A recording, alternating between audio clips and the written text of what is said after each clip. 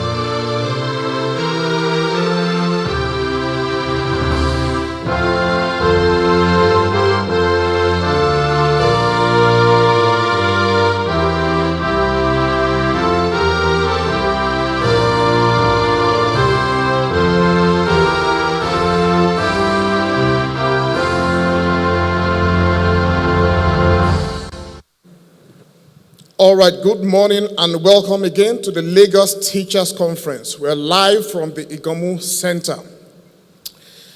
Can you please just take a moment to invite some of your friends if you're watching us live on Zoom?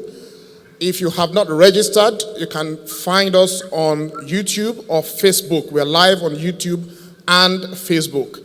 I want you to take about 2 minutes to invite your friends, teachers, educators, anyone you know that will be interested in this conference. Just take 2 minutes to invite them. If you haven't registered on Zoom, you can watch us on YouTube or Facebook Live.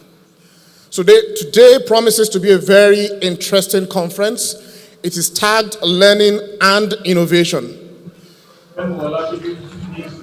You will agree with me that COVID-19 pandemic and the lockdown scenario has thrown up a lot of paradigms, a lot of challenges. Our teachers have had to relearn and have had to learn about digital tools to create learning for their students. So today, when we talk about learners, we're talking about teachers and students being learners, because teachers have had to go back to the drawing board to learn how to connect with their students. There's a group of people we call the digital natives. Now, digital natives are children born after year 2000. Now, you agree with me that these children were born into the digital age, and they are very, very savvy and confident in the digital world. Now, if you juxtapose this with teachers, for some who, until COVID-19 pandemic, the only digital tool they probably used was their phone and maybe a laptop. And so a lot of teachers have had to go back to the drawing board to go and learn. And so today we're going to be talking about learning in the digital age. We're going to be talking about innovation. And we're going to be talking about the ICT infrastructure in our Nigerian schools. Now, ICT, information and communication technology, has come to liberate both the teachers and the students from the limitations of their environment. So children, students, pupils, teachers are opened up to the world of Internet of Things, so that teachers are no longer just the sole custodian of knowledge, and they are not just there to transmit information or knowledge, but that teachers are facilitators and guides to learning for students. So these are the conversations that we're going to be having today, looking at the infrastructure for ICT, looking at the infrastructure in our schools, and looking at profiling ways or solutions to address these issues. So today, we'll be having in our midst very seasoned professionals. We're going to be having a chat with the Honorable Commissioner for Education in Lagos State, Dr. Folashade Adefisayo. She is not able to join us for this meeting, but we have a chat and a session with her that will be showing up later. We also have the Deputy Education Minister for Ghana, who's going to be joining us. He has done a lot of work in underserved communities, both in the United States and in Ghana. He will be joining us today for a talk. So I welcome you, everyone, to join us as we go along with the speakers. One interesting thing that's going to happen today is that we decided to celebrate our teachers. So today, if you're a teacher, an educator, we celebrate you. A lot of people have gone out of their way to ensure that during the lockdown, children could continue their learning. We celebrate the government also for being able to put learning content on TV, learning content on radio, despite the challenges we had with the infrastructure, with access to data, access to internet for everyone. But today we're going to be celebrating a few chosen people. We have shortlisted and selected 10 outstanding lockdown teachers. And today, at the end of the conference, we're going to be celebrating them for what they have been able to do to put content and learning out there for the children in the underserved areas, for children who didn't have access to data, who didn't have access to internet, who didn't have access to devices. They have gone out of their way to ensure that these children can continue to learn. So we're going to be celebrating them today. So this is going to be a very short conference, so I encourage you, tell all your friends, everybody should log in now and carry on with us. I'm going to be introducing our first speaker this morning.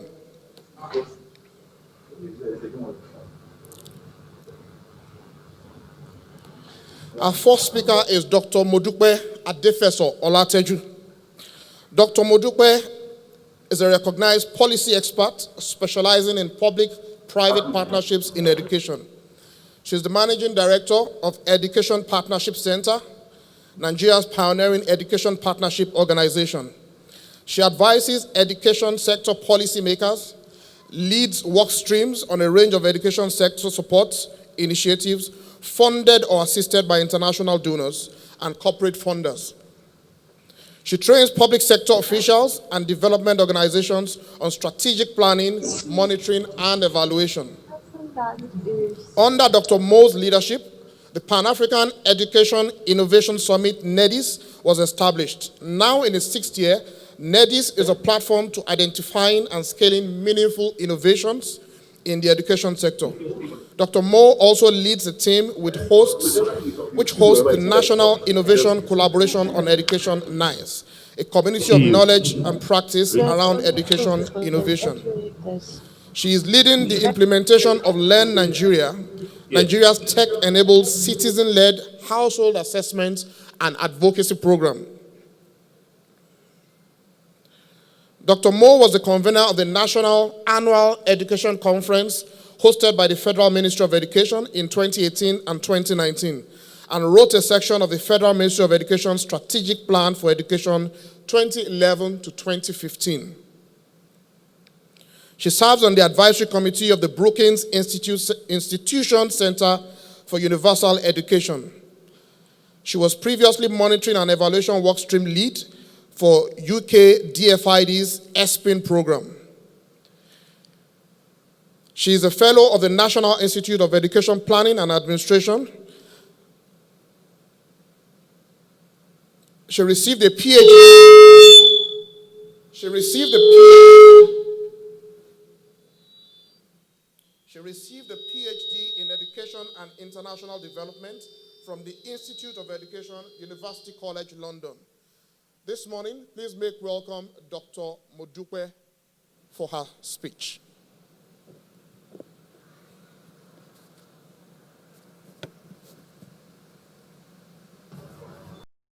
Three, check that you have good earphones, headphones, or speakers. 4, check that your notepad and pen are ready. 5, check and minimize any source of possible distraction. If you have all these items checked, congratulations! You are now ready to join the conference. You are welcome. Welcome to the Lagos Teachers Conference 4.0, a virtual convergence. To get the best of this virtual conference, ensure you check the following. 1. Check to confirm your device is fully charged. 2. Check if you have active and sufficient data plan. 3. Check that you have good earphones, headphones, or speakers. 4. Check that your notepad and pen are ready. 5. Check and minimize any source of possible distraction. If you have all these items checked, congratulations! You are now ready to join the conference. You are welcome.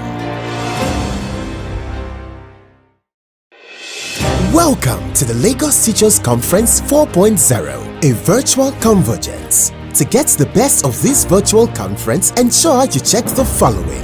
1. Check to confirm your device is fully charged. 2. Check if you have active and sufficient data plan. 3. Check that you have good earphones, headphones, or speakers. 4. Check that your notepad and pen are ready. 5. Check and minimize any source of possible distraction. If you have all these items checked, congratulations! You are now ready to join the conference. You are welcome. Welcome to the Lagos Teachers Conference 4.0, a virtual convergence. To get the best of this virtual conference, ensure you check the following.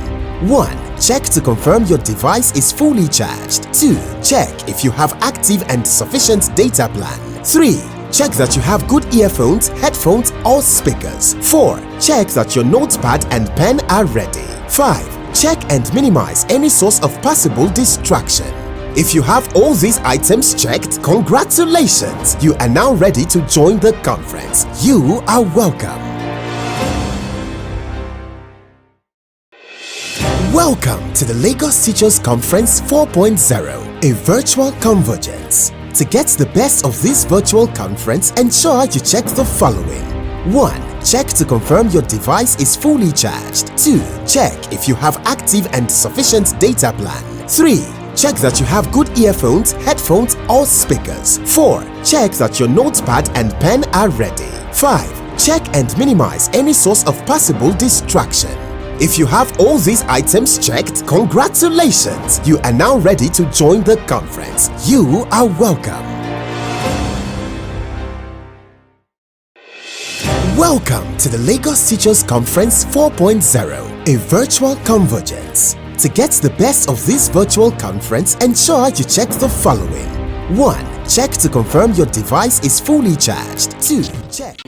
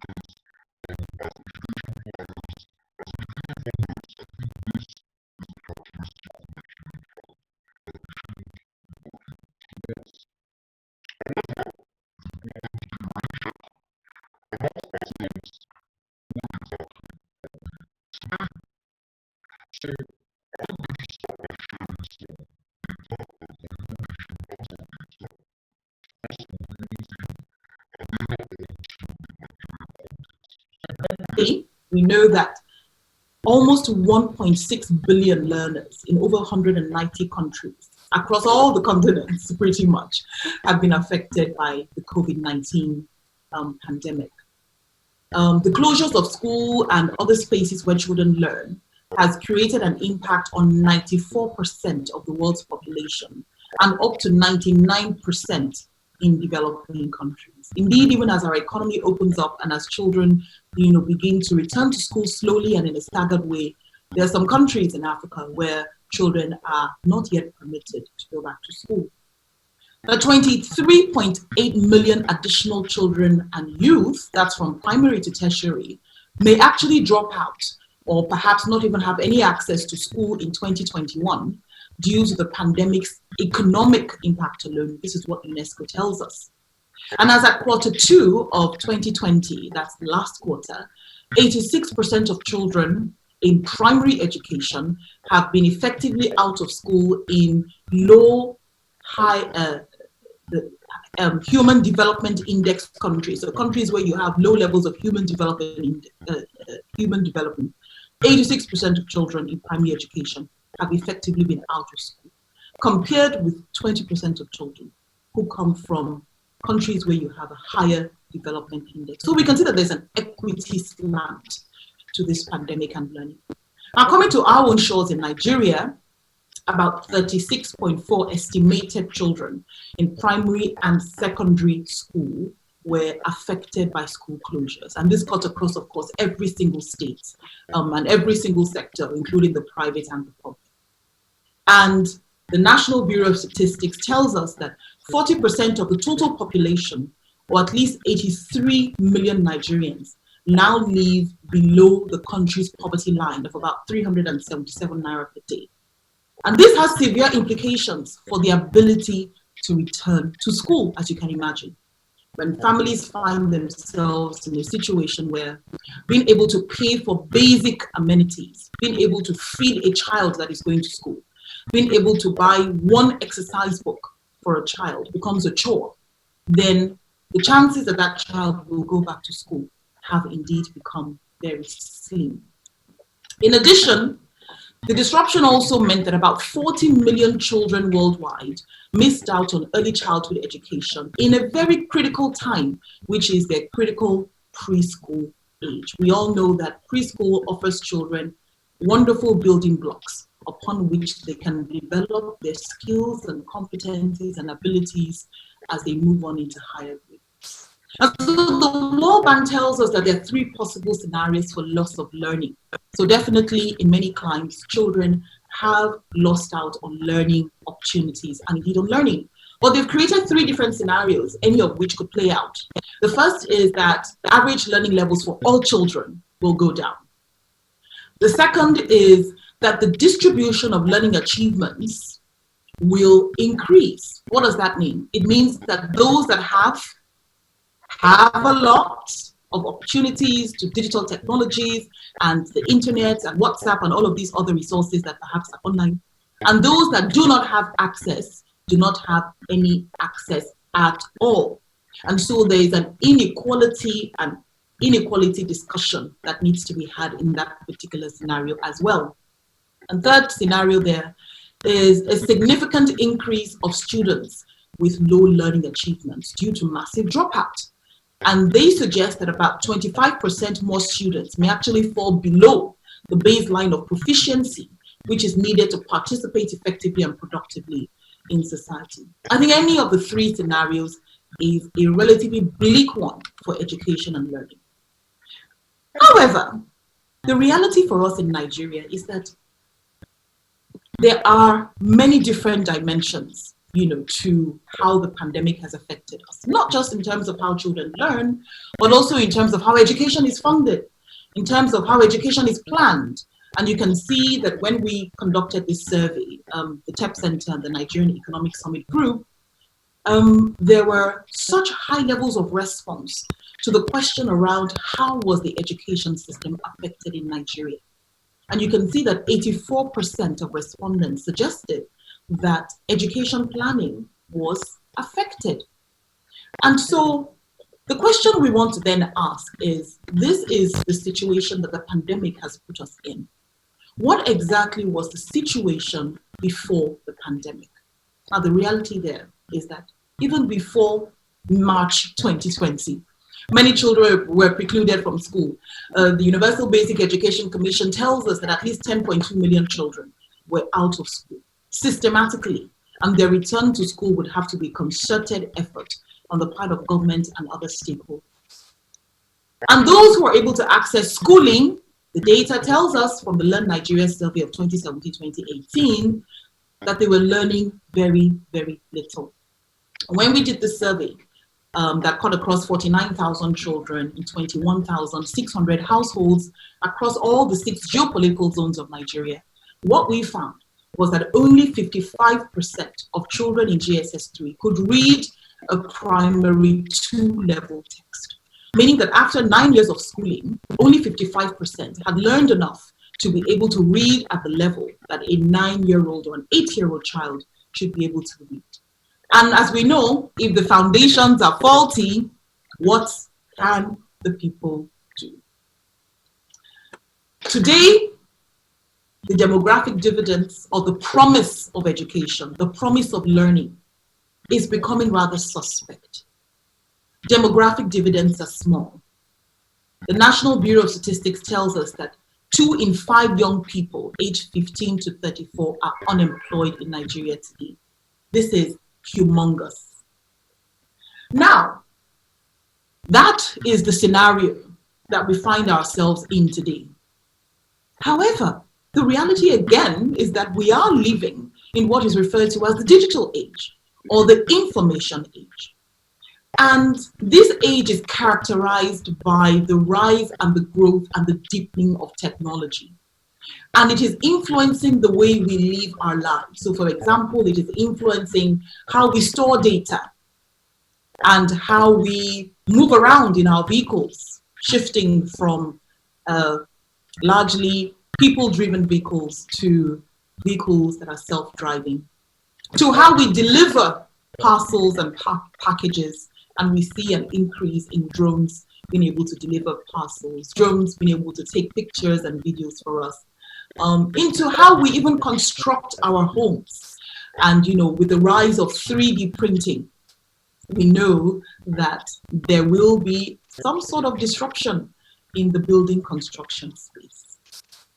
Now, we often talk about the 21st century, and I like to emphasize this point because I think that it's a point that really needs to be driven home.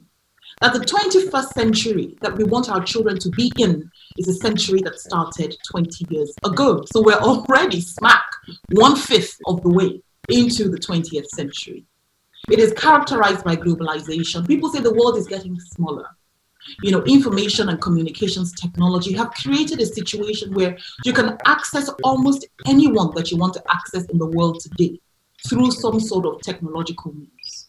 And so that technological sophistication has also aided the fungibility of jobs. And so many jobs in the world today are able to be done using technological means, which means that many people will lose out on those jobs and will need to develop higher order skills so that they can effectively maximize opportunities during this digital age. There's also the redefinition of the classroom.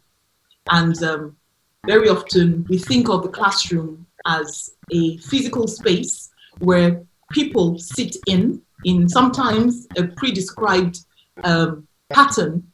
But the reality is that even the classroom has been disrupted today. For many people around the world, especially during times of the pandemic, this actually is the classroom. There's also a redefinition of teaching and moving more towards the concept of facilitation and not just teaching. And obviously, there's now an emphasis on life skills and the importance of being able to live and thrive in a society that is increasingly morphing, increasingly adapting, and increasingly changing. And so the shift in learning, some people have referred to it as the 3 broad skill areas. The reality is whether before the pandemic or now, whether 10 years ago or in 10 years' time, these 3 broad skill areas are enduring. And so we talk about the importance of learning skills and of literacy skills and of life skills for the 21st century. And we talk about learning skills, and you have 4 C's under the learning skills. The ability to think critically when you have a problem and there are many different pathways to solving that problem. What exactly do you do? How do you make a choice? How do you analyze issues to solve problems? How do you think creatively? How do you imbibe innovation into how you think about solving issues? How do we collaborate? There is no island in the world today. The world is a collaborative space, and how do we work together to achieve common goals? And how do we communicate? How do we share ideas? How do we share our thoughts in a space and a time and an age that is changing? And then we talk about literacy skills. And here we talk about digital comprehension skills, information literacy, for example. How do we sift out facts and data and figures and statistics?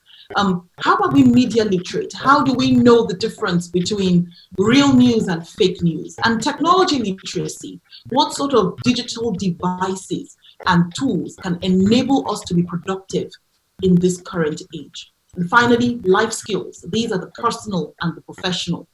Flexibility. And so many education systems, if not most around the world, have had to become extremely flexible at this point in time. I think prior to March of 2020, if we had been told that we would hold classrooms, we would hold school via Zoom or via Google Classroom exclusively, I'm sure many of us would have had a good laugh. But that is the reality that governments and non-state actors, teachers, school owners and proprietors have had to become very flexible. And so we see that flexibility is a critical skill. Leadership is another life skill, being able to motivate a team to achieve and accomplish its goals, being able to take initiative. How do we start a project? How do we know what sort of decisions we need to take? If we're going to start a project, if we're going to devise a strategy, if we're going to plan our own development. And how do we maintain productivity to become efficient and stay efficient in an age and a space where there's so many conflicting issues, so many distractions? And finally, how do we maintain social skills? in an age where we're being joined by artificial intelligence, lots of robots around, how do we ensure that even without robots, we can continue to meet and network with others for mutual benefit? All of these skills have become increasingly critical. And as we go further along in the presentation, I do want us to reflect on the data that I shared earlier about where we are in Nigeria in terms of learning levels and the dividends of our demography, and also the hope and the aspiration of parents and families when they send their children to school. And ask ourselves, is there a gap? And how can we begin to close that gap between the skills that our children are learning or not learning and what they need to be learning in this digital age? It's been argued that very soon students will be learning outside, armed with different devices, listening to a teacher of choice. And skills will not be assessed on paper, but based on their performance in the field. And so we are again beginning to see that where learners, especially the older learners, have an opportunity to determine who teaches them rather than the other way around. And again, we're seeing the rise of phenomenon-based learning. Many of us know the quote from Confucius, "Tell me and I will forget, show me and I may remember, involve me and I will understand." So there is a sense in which learning comes from the real world and is relevant to our daily lives. And phenomenon-based learning involves investigating phenomena, looking at it from multiple perspectives. In addition, there is also the ability to take responsibility for your own learning as you figure out the answer for yourself and as you build deeper knowledge and understanding, and requiring innovative thinking, collaboration, and creativity. So we are beginning to see a major shift, towards this perhaps new and novel forms of learning or approaches, to learning during the digital age. That said, our data shows us that when it comes to the acquisition of digital skills and technology, we do have a ray of hope in the country. We conducted a survey earlier on this year during the pandemic. We asked a number of questions, and one of the questions that we asked was, do students and their teachers have the prerequisite digital skills? And as you can see here, on the right-hand side, the sub-question there is, are students effectively utilizing learning tools? And 62% of our respondents said yes, and 38% said no. And when we asked on the left-hand side, the chart to the left, how easy has it been to support your students' virtual learning during this period? About 24% said it was fairly difficult. Altogether, about 34% said it was fairly easy. So again, we're seeing that it's not a perfect situation, it's not a perfect scenario, but we do see that technology is giving us an opportunity, and that Nigerian teachers and Nigerian learners are taking advantage of the opportunities that technology presents to us, especially when they have access to such technology. In addition, we've also seen through our research that technology innovations in education are truly scaling. They're getting bigger and they are able to reach many more children and many more learners. And so the pandemic has moved a lot of countries from the traditional methods of learning to more digital methods. It has forced a migration into the development of skills that are important for the age in which we live. And of course, the Nigerian education system was not exempted, starting from the provision of radio schooling to television schooling to data-free websites, and to other approaches to learning, which we discovered, during our survey. I'm sharing some of them here. Teachers were telling us that they used Zoom, they used television, radio, they used different technology platforms to be able to help their learners learn during this period. I feel that altogether, this actually does give us a ray of hope. And as I conclude on my presentation, I want to say that true learning for teachers in the digital age is going to require a mindset shift. In the first instance, if we are going to create the learners, the kind of learners that I referred to in the beginning, which the Commissioner for Education had defined as the ideal child citizen of Nigeria, then there's certain things that we're going to have to start doing as educators. One, I believe, is prioritizing, in fact, taking ownership of the process of our own professional development. The concept of lifelong learning really is a critical one today, and the ability to read broad and read wide and open yourself up to new experiences and developing transferable skills is going to be a differentiator between the excellent teacher of the digital age and the teacher who is applying principles of mediocrity, in the digital age. And so when I talk about transferable skills, the reality is that the more skills you possess, the more experiences you open up yourself to, the more you can enrich your own pedagogy as an instructional leader, which I believe all teachers should be. And so when you, for example, learn how to use new tools and platforms, read new kinds of new genres of literature, perhaps you learn a musical instrument. There are so many ways by which you can develop skills, transferable skills. And each of these skills represents an additional layer of excellence to the work that you do with your learners. Secondly, I believe that we must embrace change as an opportunity to grow. Rather than see change as a restrictor, see change as a problem or as an impediment, we can see change as an opportunity to develop our competencies. Again, from March 2020 to where we are today in September 2020, I marvel at how teachers have become digital educators. They've become radio presenters because some of them have had to teach on the radio. They've become television presenters because some of them have had to teach on the television.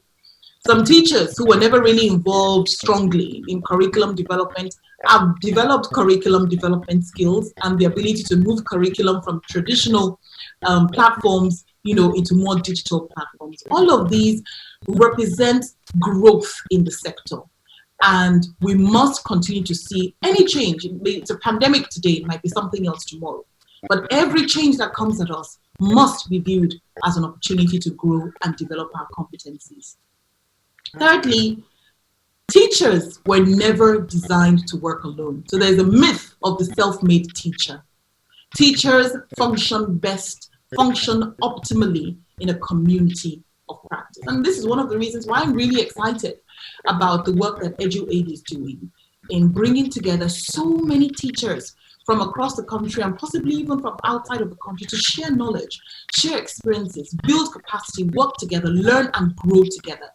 And I would charge you to aggressively seek out opportunities to join communities of practice.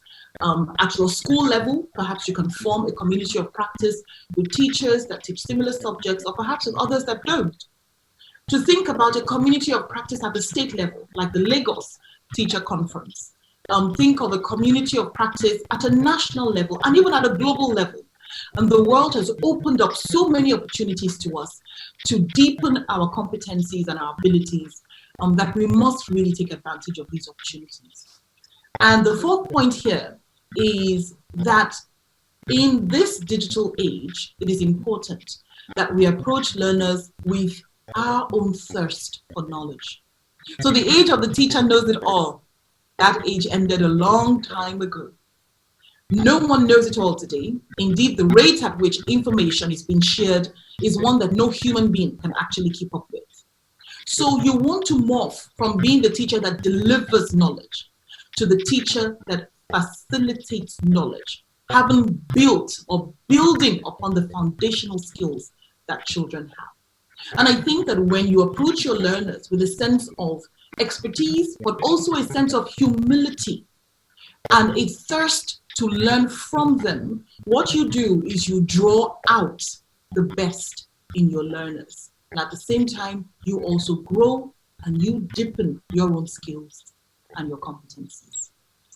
So I would like to end on this quote, which is by Robert John Meehan. Don't struggle to be a better teacher than everybody else. Simply be a better teacher than you thought you could ever be. Thank you very much for your audience. It's been a pleasure to be here with you today. And I wish you the very best as you navigate the 21st century and new opportunities for learning. I'm excited for the future, and I am surely rooting for you. Thank you very much. For us as teachers, thank you for making this happen this way. COVID-19 has badly impacted on our world. We have industries and spaces screaming of this impact. Like other world events, the World Wars and all the Berlin Wall, everything had implication. But for us in education, we had to make major changes. For some teachers, we had adequate access to internet and we literally had to upscale our digital skills. How was it talking in front of a camera to a group of students who you were not live with? I'm sure it has its own intrigues. COVID-19 was a test of our professionalism in what we believe. The privacy code was broken. We could no longer keep classroom behind the wall. The wall literally collapsed before us. So parents and students were both in our classes, assessing how we taught what we taught and ensuring that the learning really take place and what our teaching styles were like. The question before you today is, how will you upscale that skill that you have? Yeah, it was a sharp bend, but we all have to understand that this is shifting our world to a whole new paradigm. So you've got to do it better. We've got to stand on the world stage whenever you are trying to present your topic in science, in math, or in English, or in history, and make it as engaging for any child around the world to be part of it. The next two group of teachers touches me personally. One of them are those with the limited access to internet. I mean, some of us had to use WhatsApp platform, text messages, radio to pass this message across. Considering the structure of our nation and its economy, that not every child is able to access this online. You guys are just heroes. I celebrate you and what you're doing. The question I will also ask on that platform is that with the limited access we have, what are we doing with it? How are we ensuring that the child is able to get the lessons and the learning that he or she needs to do? That's the challenge before us today, and we have to do it as best as we can. The last group are people with no access. This touches me personally because for economic reasons, for the reasons of power, the lack of devices, the lack of data usage has impacted most on the learning of this group. You and I know how the brain formation of children work in the ages that we are teaching. Very sensitive what a child takes in at a very early age. So this is what I would say to us as educators again. We have a challenge. It's either we wait for outsiders to come and solve it for us, or we figure out how to fix these issues. And this might be one takeaway you will have from this conference. Every problem is actually an opportunity in disguise. Maybe we can have a device that is solar powered. One device can have 3-4 students attached to it with all their learning materials, and they can come again to the class to confirm what they have to do, just in case things like COVID again happen in our world that disrupted our classroom. The real thing is that we need a thinking teacher who does not see the obstacles as just obstacles, but we figure out how to solve it. And when we come into this, we can make our world a better place. I just want to assure every teacher out there, we are doing a lot to make a difference in our world. Teaching is actually for the brave. Let me wrap up with this thought for us teachers. When I sit with a group of teachers and I ask them, what are you doing? Why are you a teacher? And some of them tell me, I'm teaching so that students can learn, I can pass information. I said, that is very nice, but that's a means to an end. While we pass information, while we pass knowledge, while we do all of those things are very important. But the ultimate thing we're all doing is that we are molding the future. We are shaping the future. We are equipping the next generation. It's an opportunity again to be in the classroom. Let's do our best and let's use all medium to reach all class of children. We can make a difference. Thank you once again, EduHate, for putting this together. My name is Biodun Kolaole, fit to teach and 360-degree parenting. Thank you. All right, thank you very much, Doctor. Can Doctor hear me now? Thank you for that fantastic presentation, Dr. Moore. I just have one question for you. First of all, I do apologize that we put the video before your question. Thank you very much for your presentation. But just one question. How dynamic is our curriculum review. If we have to incorporate a lot of the skills that we're talking about, if we have to incorporate a lot of the new learning that we're talking about, how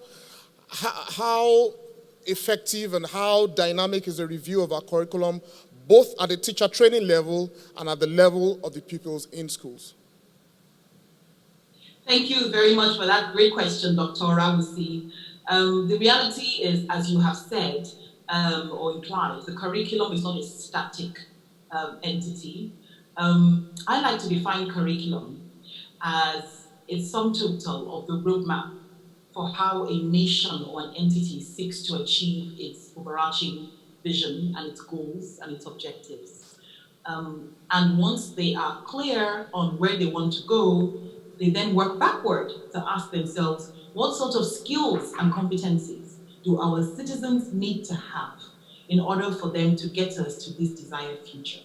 And that works its way down into the curriculum at teacher training level, and then the curriculum at school level when it comes to primary, secondary, tertiary, etc. Now, our curriculum in Nigeria is currently reviewed every 5 years formally. We have a national curriculum that is designed by the Nigerian Education Research and Development Council, NERDC, and which is cascaded down to different states who have left the leeway to slightly adapt or modify it to suit their own peculiar context. To answer your question very briefly, the review of curriculum is one that really needs to be done more frequently. This was one of the key thrusts of the conversation that we had at the last Nigerian Annual Education Conference, which was hosted by the Federal Ministry of Education. There is need to review the curriculum vis-a-vis the realities of the world that we live in and the changes that we find ourselves faced with on a day-by-day basis. And when we involve teachers more within that process, teachers being the frontline workers in this case, who are in the classroom with children, and when we involve employers of labor more, because at the end of the day, the output of the education sector is going into industry. When we involve these two subsectors more in the design and the review of curriculum, what happens is that we evolve a curriculum that is more fit for purpose, that is more relevant, and is more useful for us. So we do have a lot of work to do when it comes to reviewing the curriculum. All right, thank you very much, Doctor. We are happy to have you here, and we look forward to having you next time. Have a good day. Thank you. It's been a pleasure. Thank you. All right. Okay, fantastic. So for our teachers, I think we have heard, from the good doctor that as teachers, we are facilitators of knowledge and facilitators of learning, and that we ourselves as teachers have to go back to begin to relearn how to teach the young kids. There's a saying that if the students are not learning the way we are teaching, then maybe we should teach the way they are learning. On that note, I'm going to be introducing our next speaker. He is Dr. Yor Osei Adutum. He is the Deputy Minister of Education in the Ministry of Education in Ghana. Honorable Dr. Yor Osei Adutum is a member of Parliament and a Deputy Minister of Education for the Republic of Ghana. Prior to this, he served as the Chief Executive Officer of New Designs Educational Group, based in Los Angeles, California, in the United States. Through the NDEG, he founded and led the New Designs Charter schools that served students in Los Angeles. He holds a PhD in Education Policy and Administration from the University of Southern California and a Master's in Education Management from the University of Laverne in California. His undergraduate degree in land economy was completed at the Kwame Nkrumah University of Science and Technology in Ghana. He is married with 2 kids. Please join me this morning as we welcome the Deputy Minister for Education in Ghana, Dr. Yor. If you have active and sufficient data plan. 3. Check that you have good earphones, headphones, or speakers. 4. Check that your notepad and pen are ready. 5. Check and minimize any source of possible distraction. If you have all these items checked, congratulations! You are now ready to join the conference. You are welcome. Welcome to the Lagos Teachers Conference 4.0, a virtual convergence. To get the best of this virtual conference, ensure you check the following. 1. Check to confirm your device is fully charged. 2. Check if you have active and sufficient data plan. 3. Check that you have good earphones, headphones or speakers. 4. Check that your notepad and pen are ready. 5. Check and minimize any source of possible distraction. If you have all these items checked, congratulations! You are now ready to join the conference. You are welcome. Welcome to the Lagos Teachers Conference 4.0, a virtual convergence. To get the best of this virtual conference, ensure you check the following. 1. Check to confirm your device is fully charged. 2. Check if you have active and sufficient data plan. 3. Check that you have good earphones, headphones or speakers. 4. Check that your notepad and pen are ready. 5. Check and minimize any source of possible distraction. If you have all these items checked, congratulations! You are now ready to join the conference. You are welcome. Welcome to the Lagos Teachers Conference 4.0, a virtual convergence. To get the best of this virtual conference, ensure you check the following. 1. Check to confirm your device is fully charged. 2. Check if you have active and sufficient data plan. 3. Check that you have good earphones, headphones or speakers. 4. Check that your notepad and pen are ready. 5. Check and minimize any source of possible distraction. If you have all these items checked, congratulations! You are now ready to join the conference. You are welcome. Welcome to the Lagos Teachers Conference 4.0, a virtual convergence. To get the best of this virtual conference, ensure you check the following. 1. Check to confirm your device is fully charged. 2. Check if you have active and sufficient data plan. 3. Check that you have good earphones, headphones or speakers. 4. Check that your notepad and pen are ready. 5. Check and minimize any source of possible distraction. If you have all these items checked, congratulations! You are now ready to join the conference. You are welcome. Welcome to the Lagos Teachers Conference 4.0, a virtual convergence. To get the best of this virtual conference, ensure you check the following. 1. Check to confirm your device is fully charged. 2. Check if you have active and sufficient data plan. 3. Check that you have good earphones, headphones or speakers. 4. Check that your notepad and pen are ready. 5. Check and minimize any source of possible distraction. If you have all these items checked, congratulations! You are now ready to join the conference. You are welcome. Welcome to the Lagos Teachers Conference 4.0, a virtual convergence. To get the best of this virtual conference, ensure you check the following. 1. Check to confirm your device is fully charged. 2. Check if you have active and sufficient data plan. 3. Check that you have good earphones, headphones or speakers. 4. Check that your notepad and pen are ready. 5. Check and minimize any source of possible distraction. If you have all these items checked, congratulations! You are now ready to join the conference. You are welcome.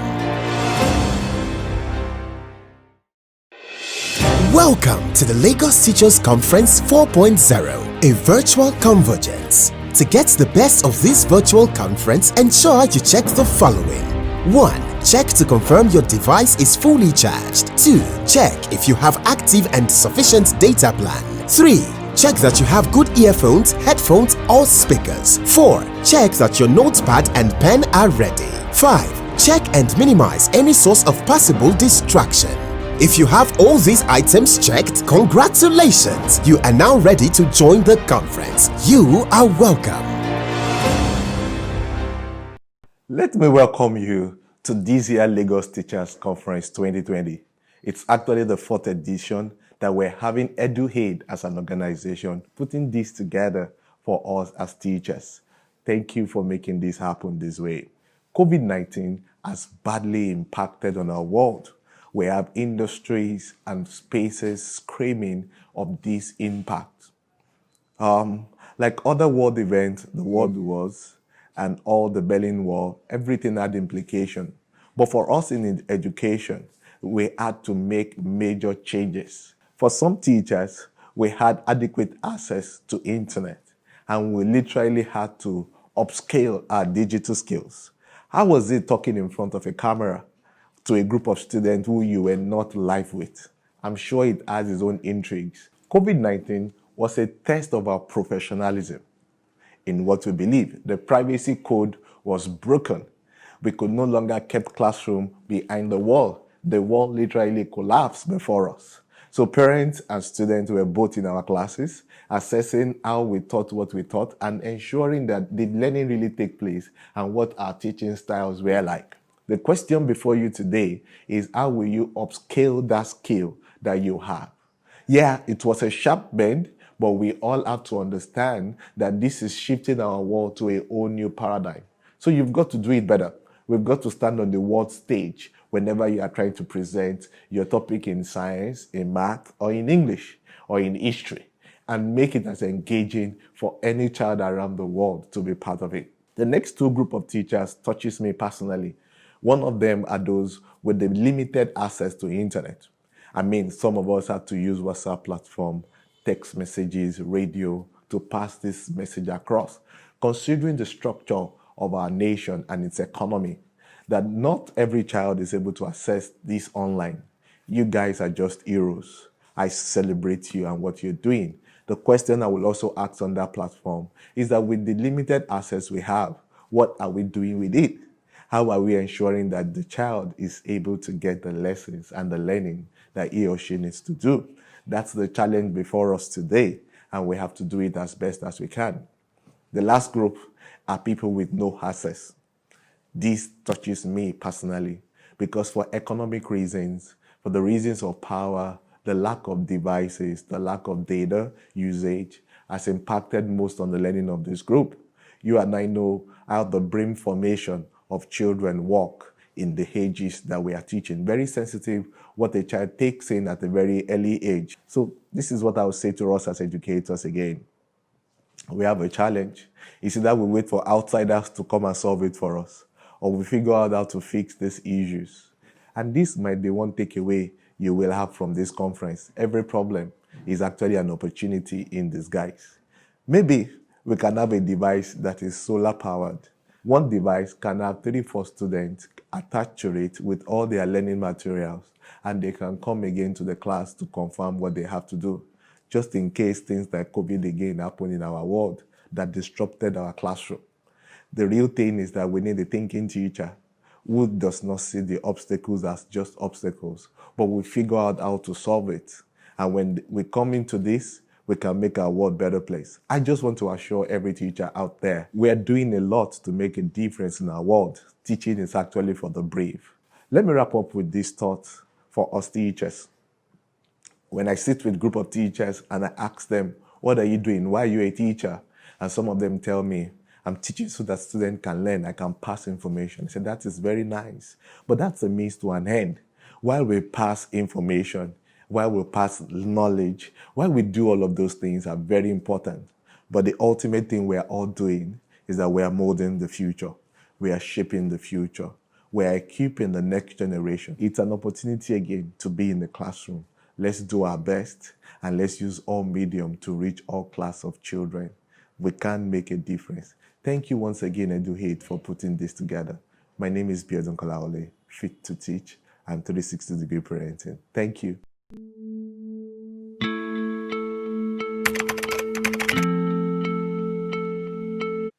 Let me welcome you to this year Lagos Teachers Conference 2020. It's actually Welcome to the Lagos Teachers Conference 4.0, a virtual convergence. To get the best of this virtual conference, ensure you check the following. 1. Check to confirm your device is fully charged. 2. Check if you have active and sufficient data plan. 3. Check that you have good earphones, headphones, or speakers. 4. Check that your notepad and pen are ready. 5. Check and minimize any source of possible distraction. If you have all these items checked, congratulations! You are now ready to join the conference. You are welcome. Welcome to the Lagos Teachers Conference 4.0, a virtual convergence. To get the best of this virtual conference, ensure you check the following. 1. Check to confirm your device is fully charged. 2. Check if you have active and sufficient data plan. 3. Check that you have good earphones, headphones, or speakers. 4. Check that your notepad and pen are ready. 5. Check and minimize any source of possible distraction. If you have all these items checked, congratulations! You are now ready to join the conference. You are welcome. Welcome to the Lagos Teachers Conference 4.0, a virtual convergence. To get the best of this virtual conference, ensure you check the following. 1. Check to confirm your device is fully charged. 2. Check if you have active and sufficient data plan. 3. Check that you have good earphones, headphones, or speakers. 4. Check that your notepad and pen are ready. 5. Check and minimize any source of possible distraction.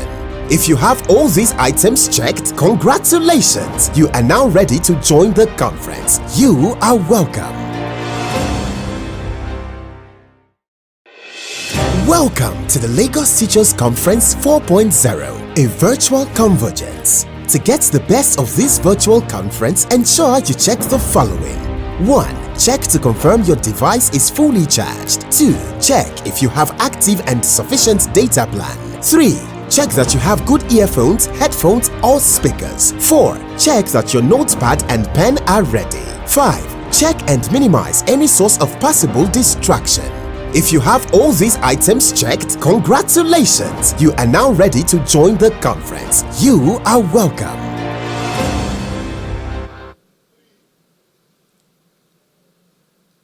Ladies and gentlemen, we apologize for the delay in bringing the Deputy Minister for Education, Republic of Ghana up.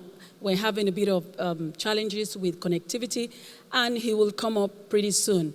But in the meantime, we're going to have another speaker who's going to gracefully come up. And I'm going to be introducing Mrs. Oluwatoyin Shode Idowu. She is a seasoned educationist with a background in accounting and education. She's the school director at Gloryville School, mainland Lagos, and one of the head partners at Concerned Parents and Educators, an NGO that fosters a seamless relationship between parents and educators. She was the immediate past chairperson of the National Association of Proprietors of Private Schools, mainland chapter. So, ladies and gentlemen, welcome with me, Mrs. Oluwatoyin Shode Idowu. You're welcome, ma'am.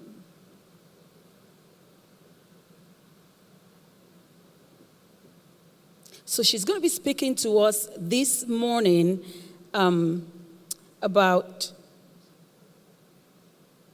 beyond survival, teacher resilience, and self-leadership. You're welcome, ma'am. Thank you very much. Thank you very much. Thank you. Good morning, everybody. It sure is a pleasure to be here. And this new normal that has reduced us to talking to empty auditoriums, we'll get used to it. We know that you're on the other side and you're listening to us. I would like to first of all appreciate the organizers of Lagos Teachers Conference because it has been wonderful. Many teachers I know look forward to it every year, and it's something that makes a difference because they always come back having learned something new, and I'm sure this year will not be an exception. This morning, I'll be talking about beyond survival, teacher resilience, and self-leadership. Let us start. How did we get here? How did we get here? I hope my slides are on. It's not on. How did we get here? The pandemic happened. Our routines changed. We survived the lockdown. That's why we are here. We survived the lockdown. Schools have finally resumed, and our routines have changed yet again. But you see, more than ever before, teacher resilience is needed. We have been through so much in the past 6 months, experiencing emotions, including shock, to anger, fear, confusion, uncertainty.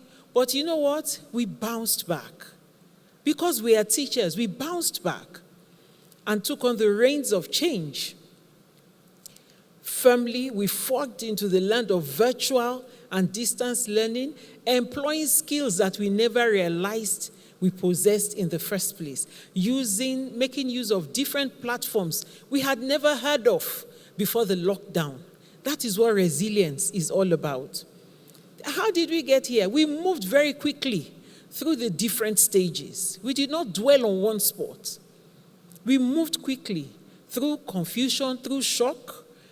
We started learning new things. We became flexible because we were no longer going to school and having to manage a class full of children. We were now managing children that we could not see online. And then we consolidated. We got comfortable with the new normal. We were able to continue and improve on the skills we had just learned. So before I go forward, let me define the two words, resilience and self-leadership. Resilience is a capacity to recover quickly from difficulties. Resilience is being tough. And leadership, according to John Maxwell, is influence. So I would say that self-leadership is influencing yourself. Self-leadership is influencing yourself. And that is what a lot of us have been able to do, to motivate ourselves to get up inwards and be able to physically get up. Teacher resilience provides an insight into the things that enable teachers to persist in the face of challenges. These are the coping mechanisms that teachers employ.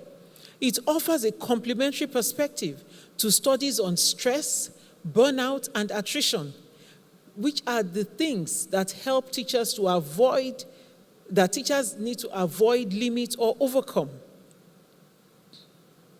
How do teachers thrive in difficult times? By managing stress and work-life balance, avoiding burnout, becoming more focused and dogged, reinventing skills for repositioning and improved delivery, intentionally accepting self-leadership through diligence, commitment, and personal development, then collaborating with others.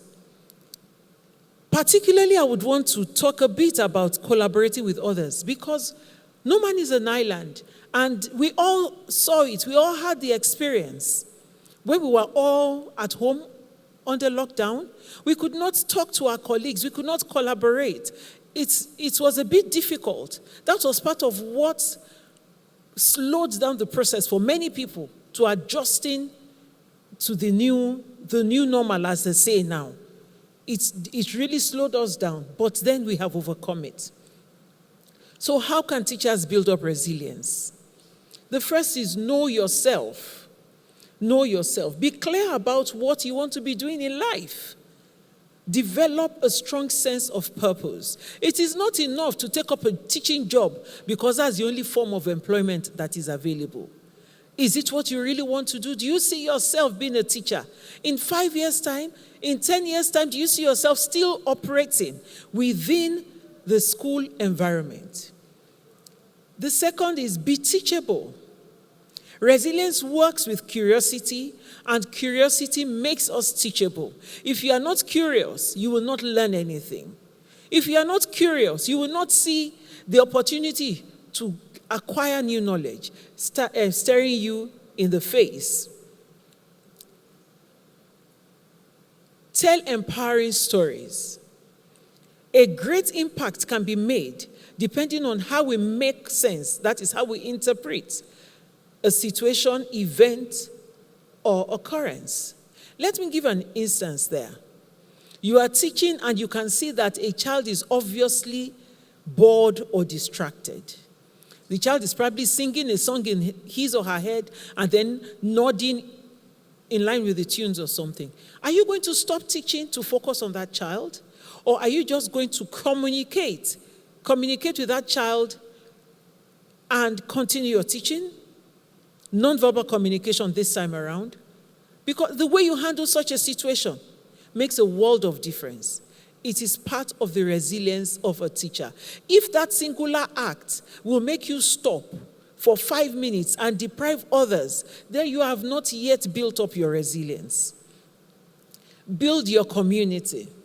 Develop and nurture relationships with different groups in the school community that can strengthen resilience and mental health, mental wellness.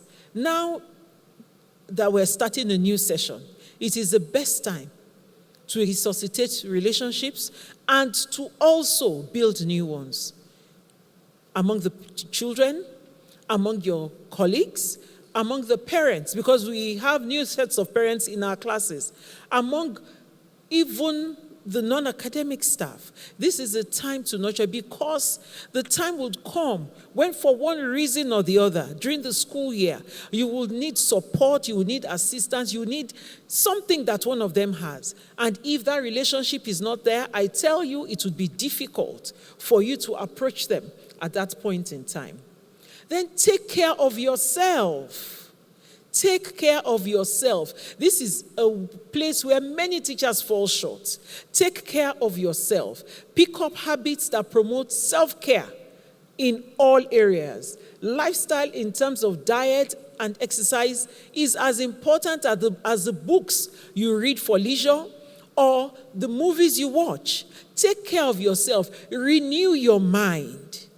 Renew your mind. Engage in activities that you enjoy. It is so important. Teachers spend so much time looking after others to the detriment of themselves, which is why usually when a teacher breaks down, the breakdown is very, very massive. We need to look after ourselves. Focus on the bright spots. It is very easy to be negative. In actual fact, being negative comes naturally to man. It is very easy. You have to be intentional about seeing the bright side, about seeing the good side of every situation. No matter what the situation is, there is always a bright side to it. It is now up to you to develop that perspective that you can find a bright side in every situation. Ways to build up resilience: play and create. How many of us teachers actually know how to play? How many of us know how to be a child? We teach the children, but do we actually know how to be a child? Can we go down to their level? How many of us are able to do that? You have to intentionally build periods of play and creativity into your routine. Play with the children in your class. Play with your colleagues. Tease them. Do things that will make everybody relax and just generally let go of all the tension. It helps. It helps because by the time you've done that, certain hormones are released into the body and you are able to pick up from where you were before and you see things in a better way and you take better decisions. Ride the waves of change. Ride the waves of change. Change comes in different ways. Some of them throw us completely off track, the way COVID-19 happened. Nobody knew that we were going to, it started with closed down for 2 weeks. And then it was extended and we were like, okay, now no matter what, by Easter, they will tell us to resume after Easter. And then it kept on and kept on and kept on. Nobody was prepared for that. Nobody was prepared to stay at home for 6 months. But then it happened. How prepared are you? How prepared are you to be able to react to change, to be able to take over the reins of control? Sometimes you need to slow down. You may be going too fast. Sometimes you need to increase your pace. You may be going too slow. And sometimes you just need to change your strategy all over, through and through. Whichever one it is, ride the waves of change. If you have ever seen anybody that is on a surfboard at the beach, you will know that they wait for the waves and then they ride on it. That way they don't drown, they don't fall, they don't get injured. They are in control. That is what we are supposed to do as teachers. When the change comes, when the situations arise, be in control. Be on top of it. Be on top of it. Like I read somewhere, when there's a storm, the eagle does not wait for the storm to come. The storm is there, and the eagle flies right into it and passes through it. That is what we're expected to do. That is resilience. That is being tough. As teachers, we need to develop that if we don't have it yet. Harness our energies to manage change and move to the point of most impact that build our resilience. That is what, honestly, I must congratulate teachers. I can't stop it. That is what we have been able to do. We have weathered that storm. That storm of change, we have weathered it. Yes, it was unexpected, but we weathered it. And I say thank you to every one of us. Every one of us teachers, I say thank you. Now let's look at self-leadership. Self-leadership requires focusing on yourself. It is the you time in the leadership process. Because leadership, ordinarily, you are leading others. You are not focusing on yourself. But when we talk of self-leadership, it means that you are looking inwards. You are influencing yourself. You are being intentional about certain decisions that you are taking in order to be better, in order to have more impact. It is a process that requires investment of time and learning. It does not happen overnight. We have to be patient. Self-leadership is a process. It is an unending process, actually. Because you would always come across different things, different situations in life that would make you need to rise up from inside before you can rise up on the outside. That is what self-leadership is all about. It requires an understanding of emotional intelligence. First, self-awareness. That is the recognition, understanding, and acceptance of your emotions. It is not criticizing yourself unnecessarily. It is not castigating yourself, but just understand and accept your emotions. It is self-regulation, ability to control and manage those emotions, and disruptive behavior. You cannot say that I'm a hot-tempered person, I'm a quick-tempered person, I cannot take it, and you go all over the place exhibiting such lack of control over your emotions. It is empathy. It is empathy, understanding the emotions and the emotional structure of others. You don't think about just yourself. You have to bring the emotions of others into bear. And that would affect your own emotions and the way you would react to situations. Emotional intelligence is motivation, the strong desire to work and achieve goals. What are your goals? Do you have any goals? Is your goal just to get up in the morning, go to work and earn a salary at the end of the day, and then along the line, do some private lessons for some children? Is that your goal? You should have more goal than that. But you know what? COVID-19 has thrusted on us certain goals that we never even imagined. Many teachers have now become gurus in Google Classroom, in Microsoft Teams, in using Zoom to teach, in creating PowerPoint slides. That is part of it. But you have to take it a notch higher now. You have started. You cannot go back. You have started that journey. You cannot afford to go back. And then emotional intelligence, social skills, building and managing relationships and network. Building and managing relationships. People are the most difficult set of creation to manage. If you have your pet and you tell the dog, sit, the dog will sit. If you tell people sit, somebody is bound to ask you why. Another person is bound to ask you how. And it goes on and on. But you have to manage the relationships that you are in. You have to manage your networks so that you get the best out of it, so that you make the most of all such relationships. We'll now look at the four pillars of self-leadership: self-discovery, self-acceptance, self-management and accountability, and then self-growth. These pillars together complement one another.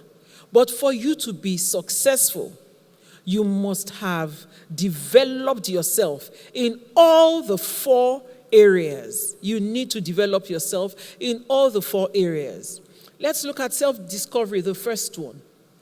It's a process to understand ourselves and the set of beliefs and values that make us who we are. And then after understanding those values, we identify them and we are living and leading in accordance with them. These values, we all have our personal value systems. We all have what guides the way we form relationships and we maintain them. But we have to discover, because we take so many things for granted.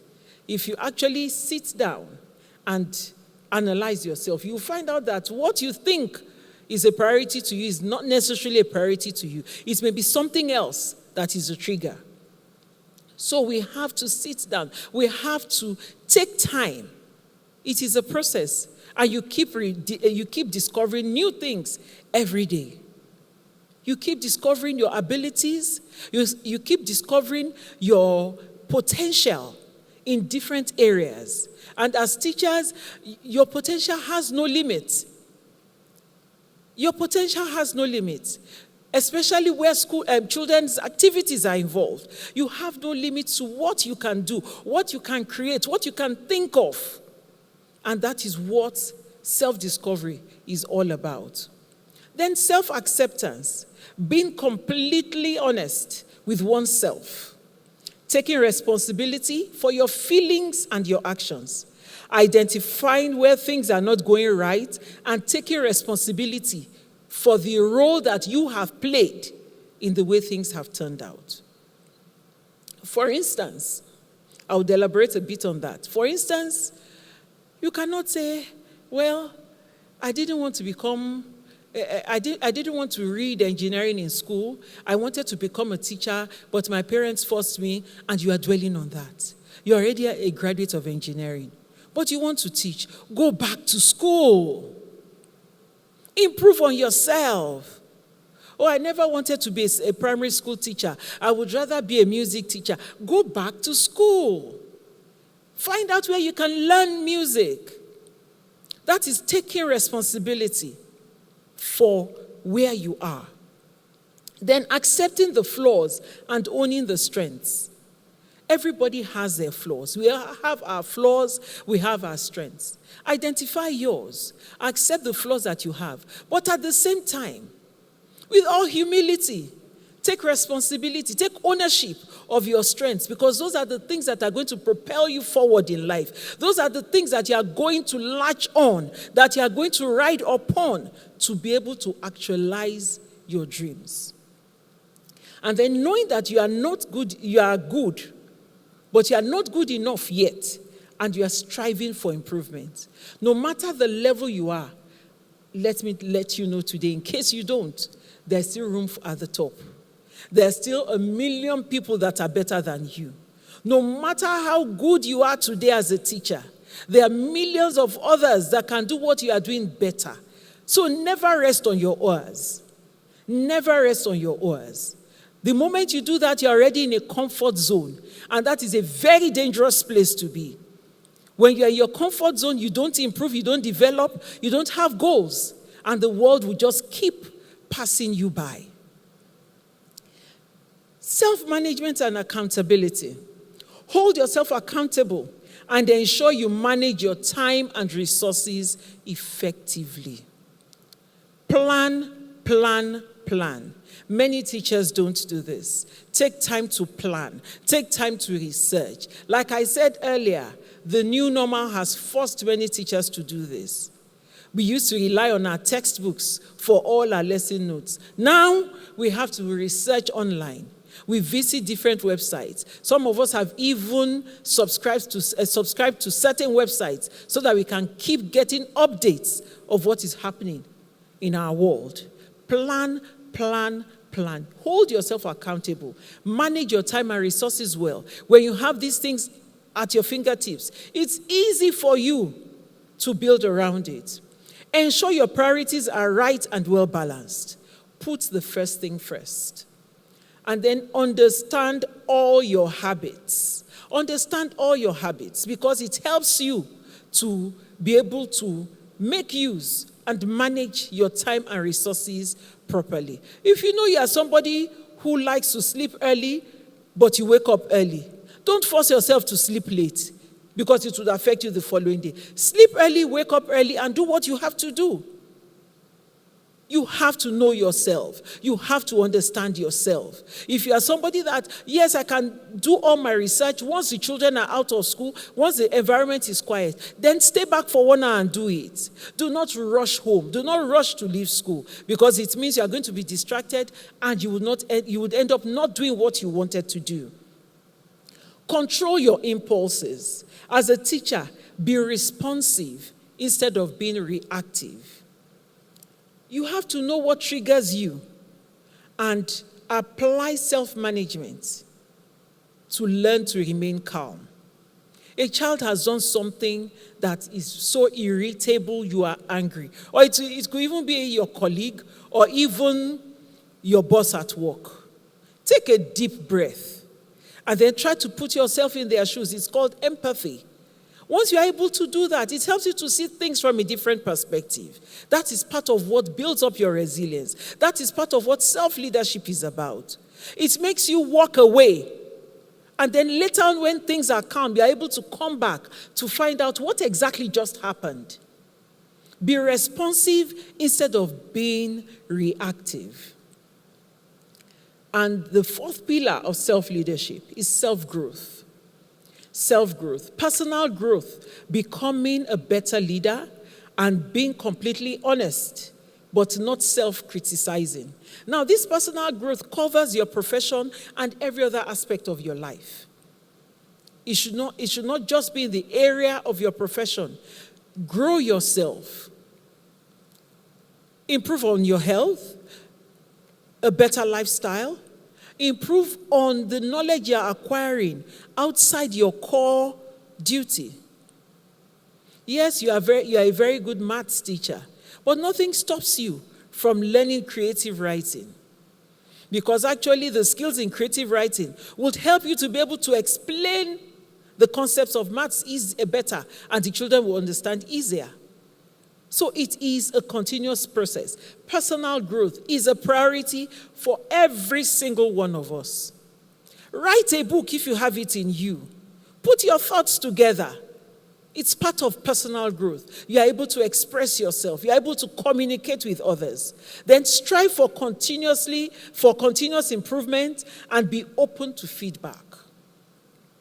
Feedback actually builds up our resilience, especially when it is constructive, because you are able to know where you have gone wrong, what you need to improve upon, what you need to drop in everything that you are doing. So be open to feedback. Create a development plan and be on track. It's part of self-growth. Tell yourself, in the next 5 years, I must have my master's degree. What is the first step? Buying the form. Buying the form. Get your form. Make sure that if you are not yet a master's degree holder in 5 years' time, it's not because you didn't start, but because something has happened along the way that has stopped it from ending, but you have already started. In 5 years' time, I want to be a PhD holder. Start. Make inquiries. Buy the form. But make sure you start. So that in 5 years' time, you will look back and know that, yes, I've come this far and I'm nearing my goal. So what is the next thing? Passion for learning and a sense of curiosity to harness the power of self-growth. You have to be curious. Great leaders are curious. They are always asking questions. Those questions that our children ask, and we sometimes get highly irritable. Why? How? When? What? All those questions. Start asking those questions yourself in order to probe further, in order to satisfy your curiosity and your hunger for knowledge. It is very, very important. Be committed to self-growth so that you can make a positive impact in your career. It helps you to lead the people that are around you. In what way? You may decide that you want to start training people in a particular subject. Go and learn about it. Go and find out. Do your research. Start with a small group. Let them be your guinea pigs. Start holding seminars within your school community. Use it to improve yourself. You are very good with classroom displays. Let your class be your showcase where you display your skill. Let others come and meet you. Teach them. By the time you perfect that, you'll find out that you may just decide that on a Saturday, okay, I'm going to have a seminar, a practical class on how to do maybe Christmas decorations or something, and you tell people, please, if you are interested, let me know, and this is the account you are going to pay into. You know, it does not stop the work you are doing in school. But at the same time, you have grown, and not only have you grown, you are now using it to benefit yourself. You are reaping benefits from it financially. So you see, the 4 pillars of leadership ties so much with all a teacher needs to do to be resilient. How we are going to harness the two to make the most of it is now entirely up to us. But I tell you something, it is very, very possible, and we are already on the path to doing it. So we should not relent. We should just keep going forward. We should just keep pushing, and we will get there. On a final note, I will take the one on the right first, based on what I just finished saying. You will face many defeats in your life, but never let yourself be defeated. As you are pushing forward, you will not always succeed, but you shouldn't give up. You should continue. That child that in first time you did not understand why the child was acting that way, you won't give up on that child. You would push ahead until you get that key that you are able to unlock the child with and get through, and the child will maximize and optimize, and the child will come forth, and you will be happy with yourself that, yes, I did it. So you can face defeats, but never allow yourself to be defeated. Don't let any situation arise whereby you are going to say, yes, I give up. Do not surrender. And finally, as a teacher, you are a leader. Use your knowledge to teach your passion, to change your passion to change, and your example to inspire. Thank you very much.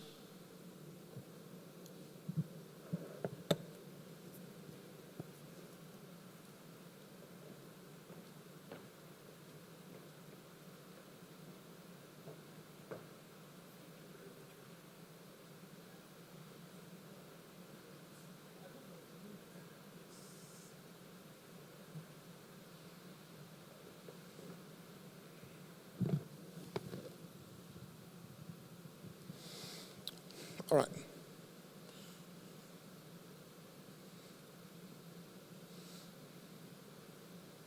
Am I live?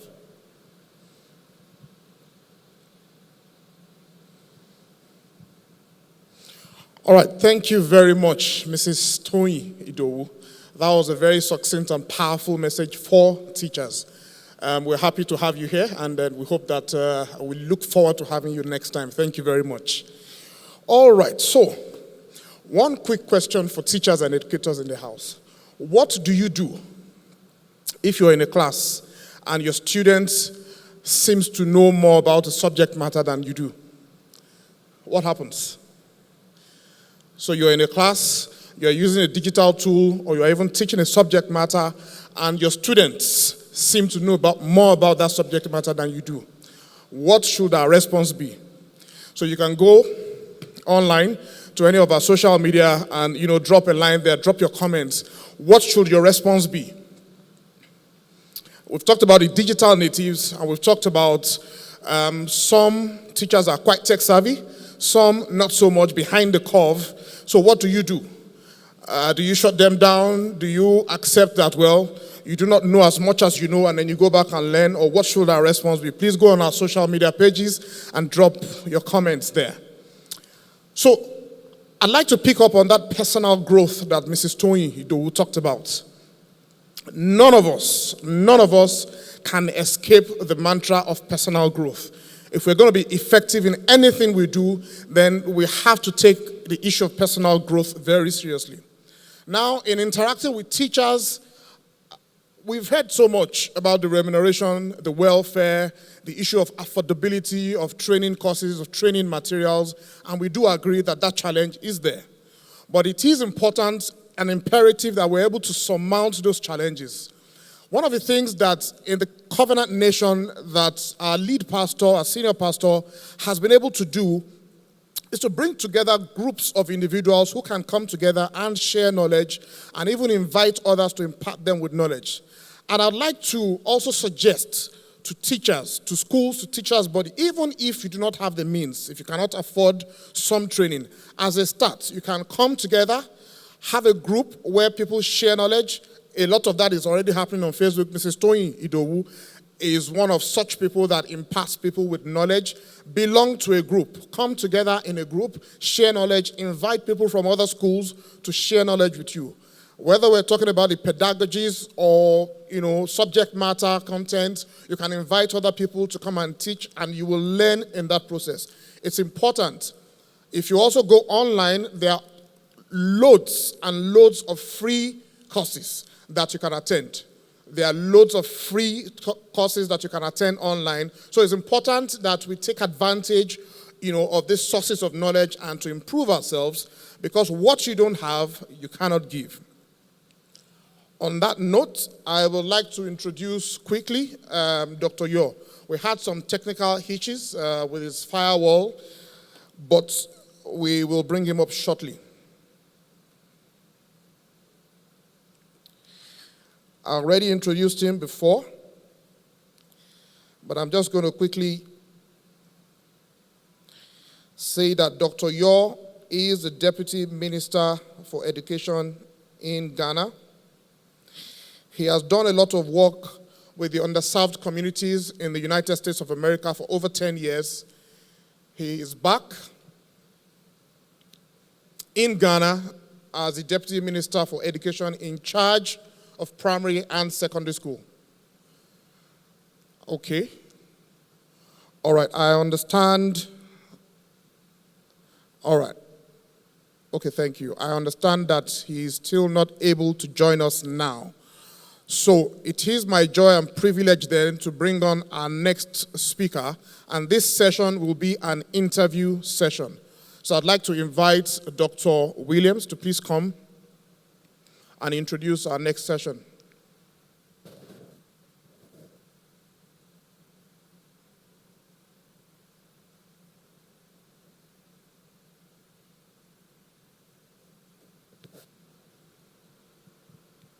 Dr. Williams. Welcome to the Lagos Teachers Conference 4.0, a virtual convergence. To get the best of this virtual conference, ensure you check the following.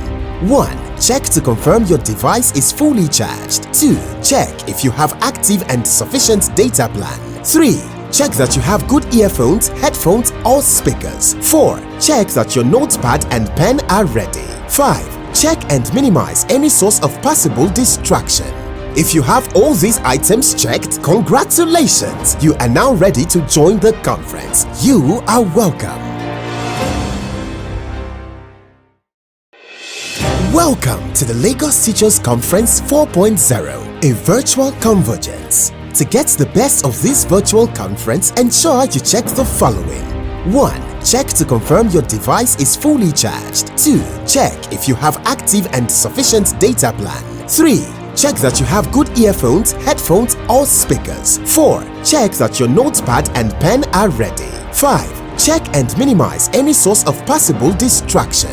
If you have all these items checked, congratulations! You are now ready to join the conference. You are welcome. Welcome to the Lagos Teachers Conference 4.0, a virtual convergence. To get the best of this virtual conference, ensure you check the following.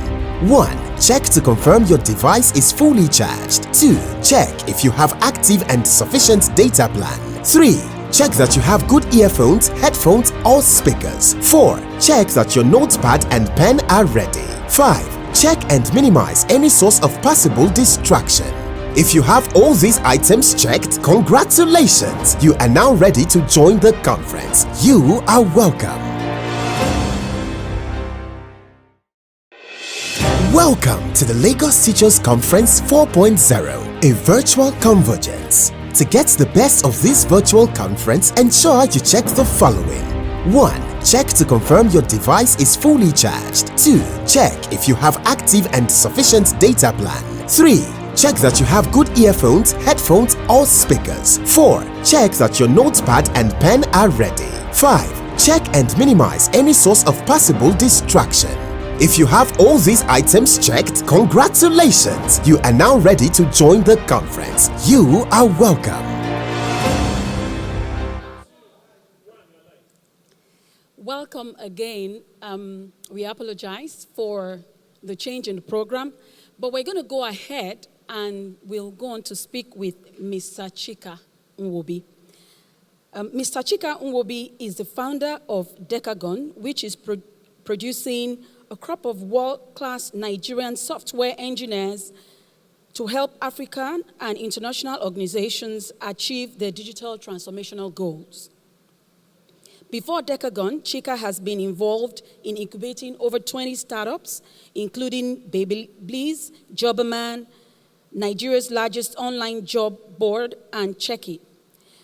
Chika was the founder of MTech, where he launched Nigeria's first mobile internet service with MTN in 2001 and helped power the mobile VAS industry. Chika has also led consulting engagements to Ford Foundation and IFC. He has a BA in economics and a BSc in computer science, and is in the MSc Software Engineering program at University of Oxford. He also completed the Stanford University Seed Transformation Program. Chika is passionate about education and developing young people. He has been invited to speak at Wharton, New York University, and Lagos Business School. He has also served as judge and mentor to entrepreneurship programs of Federal Government of Nigeria and the World Bank. He's an ordained minister on the leadership team at the Covenant Nation, Lagos, Nigeria. This morning, we're going to be interviewing Mr. Chika Nwobi, generally looking at bridging the digital divide, the public school narrative.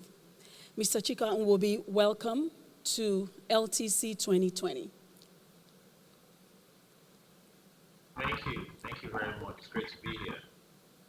Okay, so we're just going to quickly go into it and ask you a few questions. So first on that list is this. Amongst other things, the ICT infrastructure in public schools is almost non-existent. The government has several things that are calling for the resources of the government, so the government can't do all of this by itself. So what do you think is the solution? Private partnerships? What are your thoughts on that? Yeah, thanks a lot. So, this challenge, this gap, really is something I thought about during this lockdown. The fact that, I got to stay at home and therefore my kids were in school and I was watching my kids really using technology and gaining a lot of, growing very fast. And their schools were able to set up the infrastructure because their children are in private schools. So they set up the infrastructure and they're able to continue their lessons. Now they're back at school. When they get back to school, they will keep it up, right? Somehow schools are going to change. It's going to be sort of more hybrid. Even the private schools didn't adopt technology so much in the past. Well, now they've adopted. So, in a sense, my children are getting the same kind of, to some extent, the same kind of experience that people in other parts of the world are getting. They're very young, they're not 10 years old, but they're very exposed to technology. And it really, as I reflect on it, I thought okay, we're expanding the gap in access and opportunity because people that are in public schools are not getting this. The schools don't have the infrastructure, the teachers probably don't have the experience and the capability. So the gap is being widened, and it's something that I think I feel very bad about. Now, like you said, the public sector has a lot of challenges, a lot of other problems to solve. Many of them don't have good actual physical classrooms and so on. But I think that I think about this. I think there's three components to solving this problem or to addressing this challenge. The first component is really articulating the challenge. Really, when I say articulating the challenge, I mean, the way you expressed it and what I've just expressed is generic. There's a lack of IT infrastructure or IT capability in the schools. Nobody that can help would know what to do. It's difficult to attract support. It's difficult to mobilize resources and mobilize assistance when the problem is not clear. So I think the first step in where public sector, before you start coming into the private sector, perhaps, where the public sector can come in is in figuring out what is the job to be done, what is the gap specifically, what is the problem to be solved. What do I mean?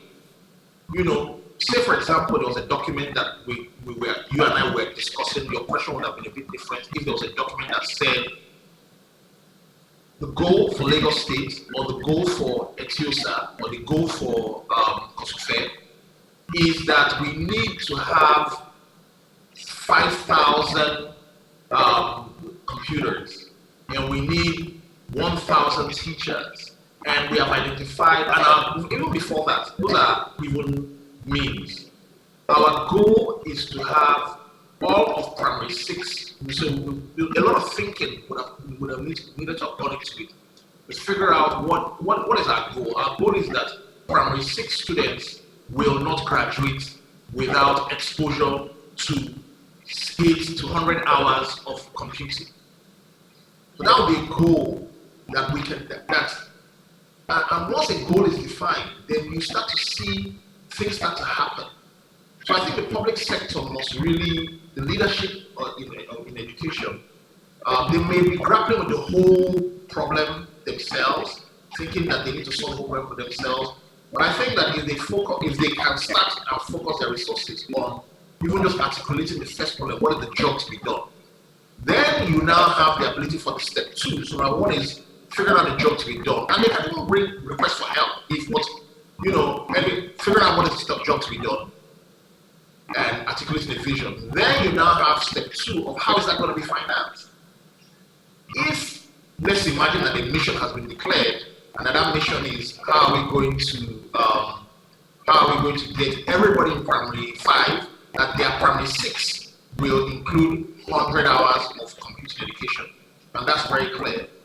Then you now say, okay, how might that be funded? And then you have the private organizations, individuals, maybe private school. You then start to see some innovation around how that funding would happen. And then the last step is how will it be executed and managed and regulated. And that's where I think, so on that continuum, so the first step was figuring out the vision. The second is figuring out the financing. And the third is figuring out the execution. And just your question about where does private sector come in? I think on that continuum, you go from, I think, responsibility, 100% of the responsibility, or close to 100% of the responsibility being in the public sector for step 1, figuring out what is to be done. With some private sector involvement, but minimal, or some private sector investment. But as you go along that continuum, you should start to move that by step 3 execution should be primarily private sector driven, because then you can start to have innovation, but within a framework. We don't want to expose the children to unregulated innovation. So when those frameworks have been created by the public sector, then the public sector and the private, maybe with some input from the private sector, but my primary responsibility to the public sector. Then on financing, maybe a little bit more 50-50. Then in execution, maybe now 80 or 90% private sector, because the framework is there, the incentives are in place, and then you start to see a lot of innovation. I've invested in several startups that are doing things in the private sector that would love to get access to the public sector. But I think the framework needs to be in place, driven by the public sector, and then bringing in the other sectors across the continuum. Thank you very much, Chika. Let's address this. So if we're able to solve that problem, what kind of digital literacy programs or technology models should we be deploying in schools, for teachers and students, considering, the rate of development that we have in the society at large? Yeah, I mean, again, it starts very much, with sort of where I started, right? The what tool to use is very much a function of what is the goal. And that goal has to be very concrete. So if we say, for example, I talked about primary school, I used primary 6 as an example, but I think we might say, okay, really from a Nigeria perspective, let's focus on SS1 to SS3. And let's say we want to make sure that by the time people leave SS3, that 20% of the people that are leaving SS3 or 50% of the people that are leaving SS3 know how to use the tools that are most important and most in demand in the workplace. So what is in demand in the workplace? Being able to produce documents, being able to produce PowerPoint presentation, being able to do calculations using spreadsheets. So it doesn't need to get any more fancy than that, I think, in terms of digital literacy. I think, probably, the weeks of exposure. So you can have a situation where you say, okay, let's identify centers. And it doesn't mean we have to build centers. We can partner with private schools, we can partner with offices. You'll be surprised what's possible. Right now, there's the whole idea of asset sharing. One person owns a car and 1,000 people use the car. That's Uber. So you'll be surprised that you can open up offices, rent office space or whatever, and just say we want to get, X number of SS1 to SS3. But let's even say only SS3, and they will finish SS3, and all of them would have been able to do spreadsheets, a Word document, and a presentation. And then you give them 100 hours, and they should be able to do certain, validate those skills. So I think those are really the main components. But it comes again with, if we take on everything, you find that you're not really able to achieve anything, and you're not really able to get the outcomes that become transformational. Because a big part of it is that let's even produce in the year 2021, let's produce 5,000 17-year-olds that are able to be employable in the gap between when some of them don't even want to go to university, they are already employable, or in the gap between when they finish secondary school and when they finish university, they already have good enough digital literacy skills to be able to support companies. Thank you very much. So now let's talk connectivity. So considering how the COVID-19 pandemic went and the lockdown scenario, is it possible to connect everywhere? The local government, the schools, to have everywhere connected to the internet. Is there a way to deploy that, to have inexpensive devices such that everything is available to all the students and all the teachers, regardless of the socioeconomic status or the level in the society? Doc, look, honestly, everything is possible. Most things are possible. Again, I'm sorry to sound like a broken record, but again, it starts with just clarity of vision, clarity of goal,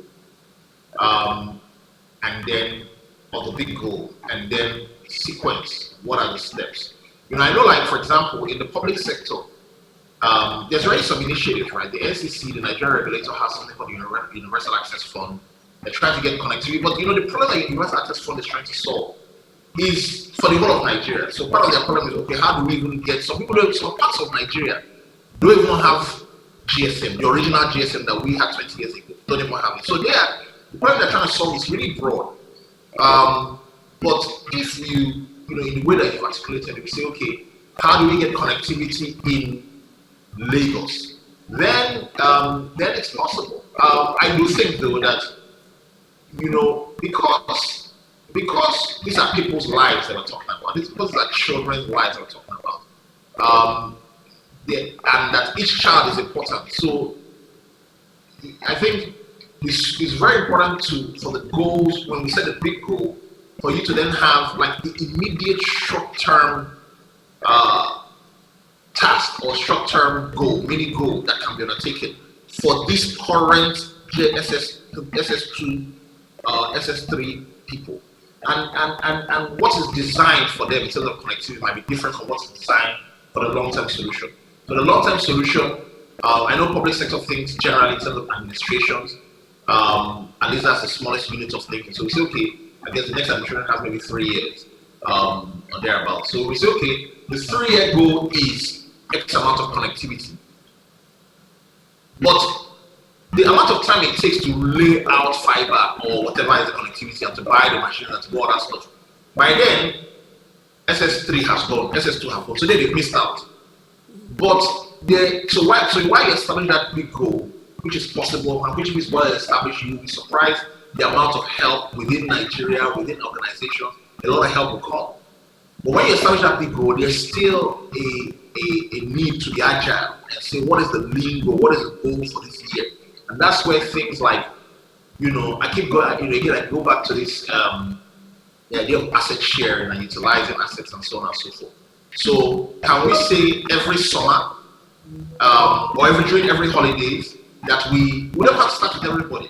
You can say, okay, let's find the top 5,000 people between the age of 14 and 16 that have shown the aptitude for computers and so on, and let's get them and let's put them in boot camps using private schools infrastructure, using offices on Saturdays, using government offices. All the laptops are there, all the infrastructure is already there. And let's get them in there morning till night. Just that exposure, right? So what I'm talking about is, while we are building out the infrastructure, that the end state that we need, we should not ignore the opportunity to use the existing infrastructure at times when they are not used, so that those that are already, the cohorts that are already in the system, do not miss out completely. Maybe I look at this thing, maybe because of my startup background, I look at it that we can't have a big dream and wait for 5 years to execute the big dream. We really have to think about how can we innovate and do some small things that can then scale, that we learn from, and then we can even know how to even scale up the big ones that we're doing. Thank you very much. I'm going to take one more question. So, if we're able to, let's suppose we are able to achieve all of this and we start to take the steps to use what we have now, and then in the long term build more infrastructure.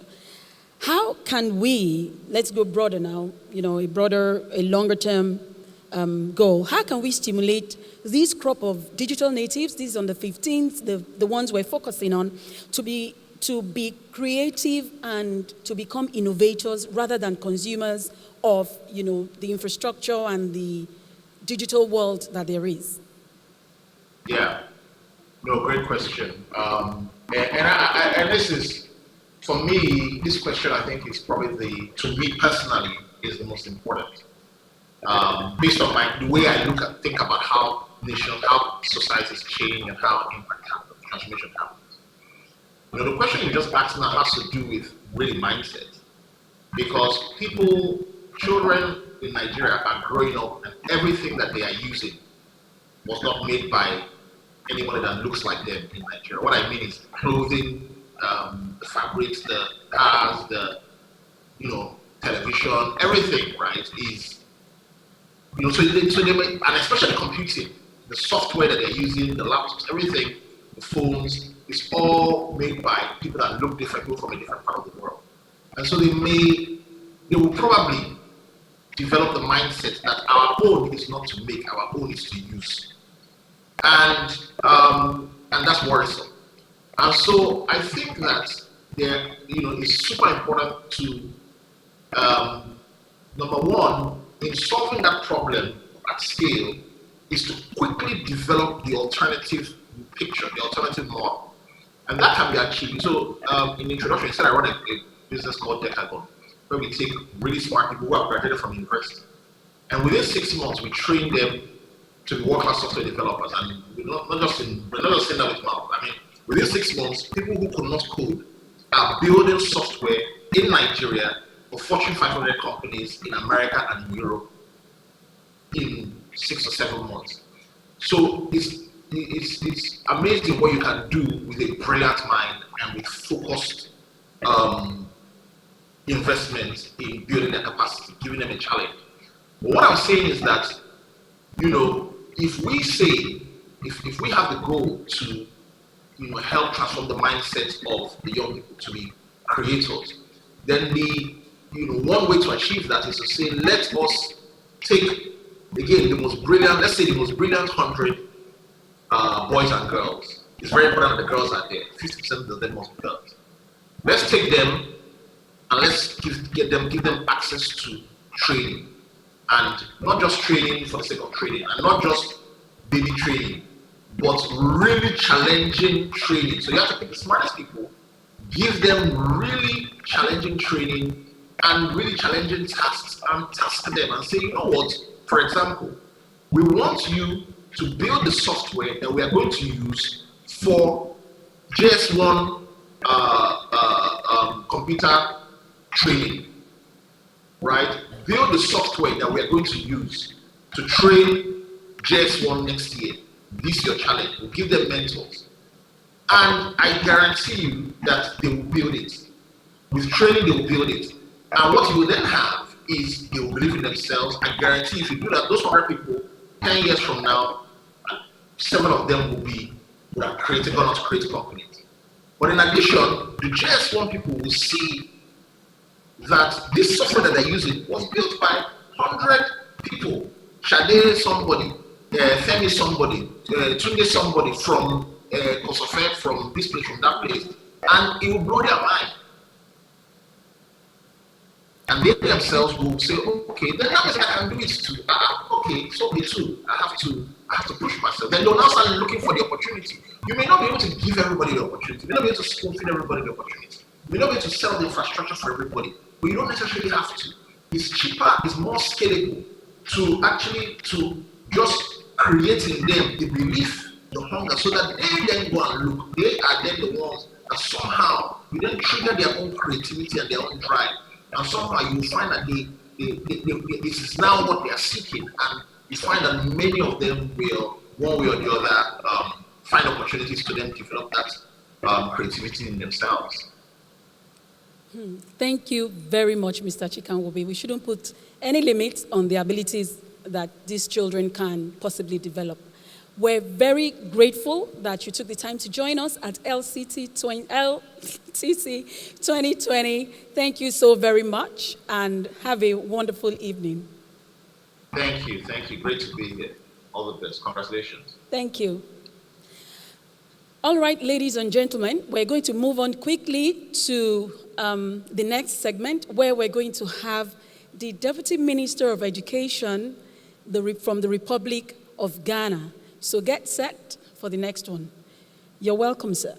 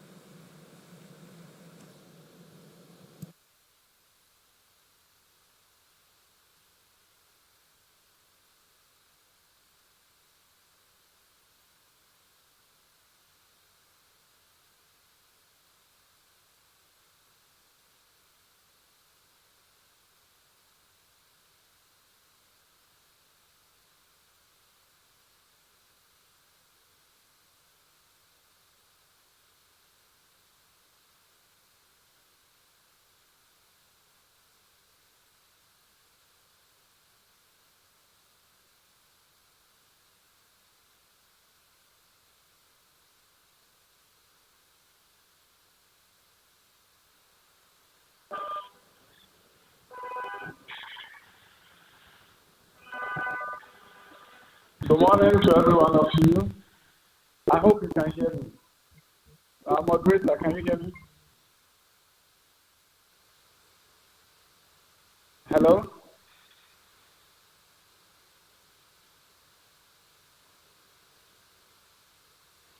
Yes, we can hear you very well, sir. Okay, thank you so much for the opportunity. I'm grateful for the invite. We have some technical challenges, but it's one of those things. I'm excited that you're giving me the opportunity to speak here, and I want to thank the organizers and also say a very good morning to all the panelists and all other participants on this great Zoom conference or virtual conference. I'm speaking from Ghana, as you know, and I've had a wonderful opportunity of working in the political space in Ghana for the last almost 4 years. But prior to this, I was in the U.S. where I built some charter schools in Los Angeles, California. Today, you asked me to speak about innovative strategies for educating under-resourced communities for global impact. It's a very powerful topic, and I'm going to do my very best to look at it from different angles and perspectives to see how best we can bring to bear innovative strategies. But before we talk about innovative strategies for educating under-resourced communities, permit me to say that we have to begin as Africans, African nations, to understand the role of education in socioeconomic transformation. If we do not, first of all, appreciate the fact that education is so critical. Of course, the other sectors that are important as well. But if you look at the Boston Consulting Group in the U.S. and the research that they did, they singled out education and governance, followed closely by health, as the three most critical areas to look at if we want to transform ourselves. But of course, education has a very critical role in enhancing governance. It also has a critical role in enhancing health, and therefore makes education a very critical thing that we need to take a look at. As I've been saying, education is not just a piece of the puzzle. When you are talking about African transformation, it is actually the whole puzzle. If we don't take a look at how best we can use education to transform our fortunes, are you going to be in this situation of helplessness and hopelessness for many years to come? And I don't think that should be our lot. This generation should not sit there to just lament about what we could have done and what we did not do right. It's going to be about what we can do now and cut us fast and make sure we can transform our fortunes as fast as possible. But we are not going to be able to do that if we do not come to the understanding that education is something we need to do and do it well. And it's not just any type of education. We have to look at innovative kind of education strategy, enhanced and supported seriously and led by technology, so that we can get to the point where we can also compete globally. The Brookings Institution in the U.S. recently did a study, and out of the study came a book, and it's called Leapfrogging Inequality. In the book, the author, Rebecca Winthrop, talked about the fact that if we do all the things that we are doing in education in developing countries the way that we've done it for years, if we continue doing the same thing, it's going to take us 126 years in order for us, developing countries, to catch up to the developed nations in terms of even education. And can you imagine sitting here for another 126 years before we can catch up with the rest of the world in terms of how we do education, forgetting about socioeconomic transformation? But in the book, they had an antidote. They suggested that the nations that will do well are the ones that will employ and deploy leapfrogging strategy. Leapfrogging strategy, so that we can really catch up with the rest of the world and create an education system that is robust enough to transform our fortunes. Now, how do we leapfrog? In Ghana, since independence, the last 62 years, going to 63, a high school has never been free, subsidized by the government. The very poor have never had the chance to go to high school. And some studies that were done concluded that it was going to take about 20 years before we can put up all the infrastructure, all the school buildings, so that we can actually, even if we had the money for operational costs, we have to take 20 years to build all the school facilities in order for Ghanaian youth to have free, quality high school education. Then came a campaign promise from the current government that said we will do it without waiting 20 plus years. These are some of the big program strategies that Brookings Institution is talking about. Then Ghana, as the last 3 years, the last 3 years came up with what is now called double track. It's in the US, it is called year-round education. You are leveraging your infrastructure year-round, and you are able to cut the number of days in the school calendar, and you compensate for that by increasing the number of hours in the day. And using that strategy, within 3 years, Ghana has been able to actually have enrolled close to 400,000 more students in our high schools. It used to be that we could only actually educate 800 plus thousand students in our high schools. Using a leapfrogging strategy of double track, now we are educating 1.2 million of our youth in senior high schools, and of course it's free. Even boarding school is free. So if we do not look for such opportunities to leapfrog, facilitated of course by technology, then we are not going to be able to get to the point where we need to be in terms of transformation, in terms of using education as the socio-economic engine in order for us to get to where we want to be. So you see, when you talk about innovative strategies for education and resource communities, you have to begin to talk about creating a sense of urgency. If we do not create a sense of urgency, then we need to leapfrog and leapfrog quickly. And that what we have been doing for years is not working. Nobody is going to think innovation. Innovation for what? They will tell you what they have been doing is what they came to meet, and it has been working. But when you create a sense of urgency and you begin to realize that if you do not increase your gross tertiary enrollment ratio, forget about using education for transformation. If you come to the point where you realize that there's a fourth industrial revolution and there has to be a fourth education revolution, and that we need to leverage technology to ensure that the vast majority of our people have access to education, and not just access, but quality education.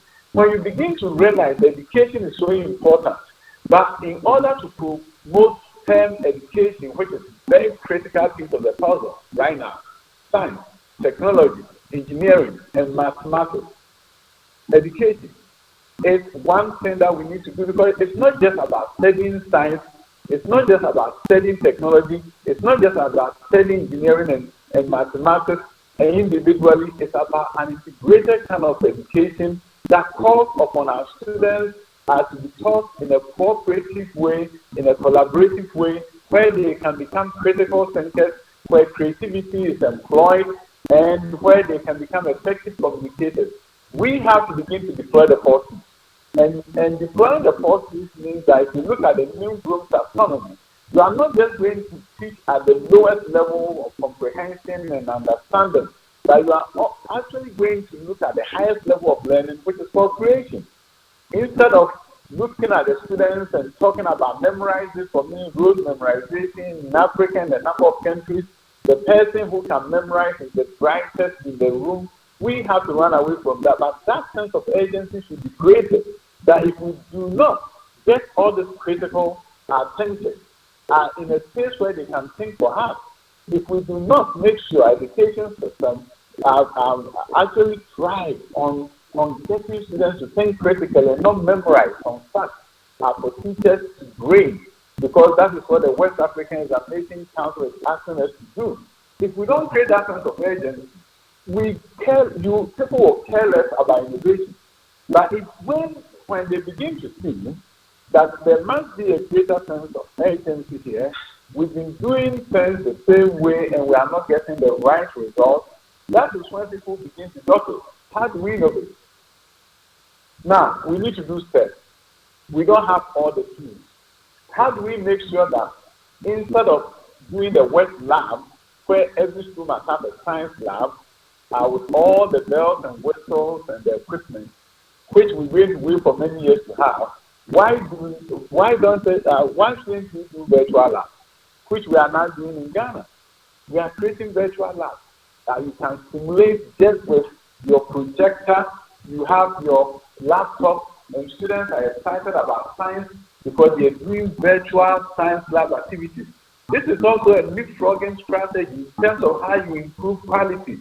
So the point of the matter is that innovative strategies can only be employed when we have a great sense of urgency, that somehow the clock is running and time is running out on us, and we need to begin to look at schools in remote areas. How do we offer them quality content, like we're doing in Ghana now with the iBox, an offline technological device that enables students in remote communities to access content where they may not even have connectivity, but because it's offline, they can do quality content, they can do virtual labs and a whole lot of science activities. So we have to begin to know where we are at and where we want to go, and look at leapfrogging strategies that can get us there. And without that, we are not going to be able to get to where we need to be in terms of the technological innovation that we even need to employ. And we see we have to begin to look at what have other countries done. I know in 1960, Ghana's per capita income was higher than South Korea. Interestingly, South Koreans came to Ghana a year ago and we met with them, and they were here to give us a loan to build another university. They showed us 3 graphs. The first graph was the per capita income of Ghana and South Korea when you compared 1960. We were $189, they were $158. Then they showed us 9, and of course it's beyond description. They are way ahead of us. And then they asked us in a meeting, and this is also humiliating, when they said, how did we get ahead of you? How is it that you were richer than us, but now we are way rich than you? And of course, to give us some respect, they said, we know we are not better human beings than you. And of course, we couldn't tell them why, and they showed us the third graph. And the third graph was the gross tertiary enrollment ratio of Ghana and South Korea compared. As I speak with you, if you go to any African country and you look at the gross tertiary enrollment ratio, it's going to tell you a lot as to where they are in terms of development. So they said, you see, your gross tertiary enrollment ratio is 17%. Even at that time, it was 16.19. Now it's 17%. And ours, South Korea, is 94%. So that is why we are here to give you a loan so that you can build a university in your country to support your efforts as transformation, so that maybe you can move up your gross tertiary enrollment ratio, make your higher education more relevant to the needs of your country. And we want to contribute to that vision of yours to transform your country. That's why we are here. I told myself that 60 years from now, I don't want my grandchild to sit in the meeting for any country to ask him or her, why am I better than you? And why am I ahead of you? And it was a humiliating experience. And I'm saying this for us to understand that there has to be a great sense of urgency. The industrial revolution is actually disrupting whole industry, disrupting the way of life of our people. And we as political leaders, industrial partners, and private sector actors have to begin to look at how do we lift Africa up? How do we come together, contribute great ideas like we're doing at this conference to make sure we can equip our teachers, we can equip our schools so that the fortunes of our various countries will be transformed. I believe in Africa. I think we have a great opportunity to change our destiny and really move us to the destination that we want to be. But it's not going to happen if there's no sense of urgency. It's not going to be happening if we become comfortable with the status quo. I will tell you a short story before I end. I was in Los Angeles, California. I was a teacher, became a charter school developer, built some public-private partnership type of schools. And then the current president of Ghana visited one of my schools, saw me there, and said, how can a Ghanaian come to America and build schools for Americans? And then he said, would you consider coming back to Ghana to help me change the education system? And went on to say that, you know what, I want high school to be free in Ghana. And I said to myself, wow, high school is going to be free in Ghana. Why don't I go back and contribute? And if I'm going, I'm also going to participate in the political process. So I came back to Ghana. I was elected to Parliament as a member of Parliament, and then the president asked me to be a deputy minister for education to help him implement the free senior high school and other things that he's trying to do. I'm super excited about the opportunity. When people ask me, compare U.S. experience to Ghana, I tell them that Ghana had a wonderful opportunity of having children who are so ready to learn. You enter the classroom and they will stand up for you. And you can engage them in conversation. And they are ready to learn. I've worked in a country where you literally have to beg the children to learn. I come to Ghana and the children are begging us, saying, can you help us? Can you teach us? So we can transform our fortunes faster than other parts of even the U.S. But I'm just telling you that after becoming a member of Parliament, there was a school in my constituency that had been built about 80 years ago, and the building was falling apart. And all that the people asked me was, could you please change the windows? Can you please re-roof part of the building so that we can continue to use it? But I had another plan. I was planning and say, hey, you have 10 acres of land. And instead of talking about transformation, you're talking about just changing the roof. I decided that I was going to transform that school to become a science, technology, engineering, and mathematics academy. And today, the whole campus is nearing completion. Some of you, how were you able to do that? You see, when the sense of urgency popped up in my head, that why can't I build a school better than what I was building in America, in this village? Then all of a sudden, I was thinking, and as the cliche of thinking outside the box, I was looking, okay, and how do I get government support? How do I get private sector support? I began to talk to friends and say, hey, support me. Let me build this school in this village. Let me get this opportunity of a lifetime and take it to this village so that people will see that the transformation is not just kind of a cliche, but it can actually happen. We started a project in Ghana. The government also has a program that they call, we are not a federal system, so we don't get the local flexibility, but the government is trying to be as nimble as possible. So they came up with $1 million per constituency project. The money came in. I devoted the money to the part of the money to the building of the school, together with government infrastructure support. I'm now building a STEM academy, the first of this kind in the country, with modern technology is going to be equipped with, so that we can fully offer that opportunity of a lifetime in science, technology, engineering, mathematics education to the students. We are also doing a gifted and talented education program as part of the whole school concept. And this is not a private school, it's a government school supported with private initiatives from the Member of Parliament. Our whole goal is to make sure that it's not just a cliche, that the youth is the future. If the youth is the future, let us invest in them. The government of Ghana is also building STEM centers across the country. But my Member of Parliament initiative, my own initiative, is also transforming lives and creating a sense of urgency for the district that we can truly change our fortunes without even waiting for the central government. So I want to encourage you, the organizers of this event. I want you to know that innovation can be brought to bear in various ways. The technologies are there, but before we get there, bringing this offline devices and technology, if we do not create a sense of urgency for our teachers, that this is their time to bring about change. If we don't create a sense of urgency for our political leaders, we are not going to bring about the transformation that other countries have witnessed. Thank you for the opportunity this morning.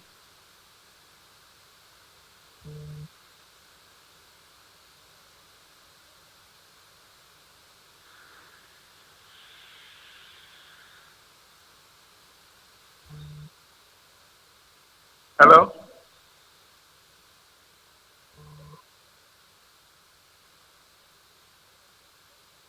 Yes, sir.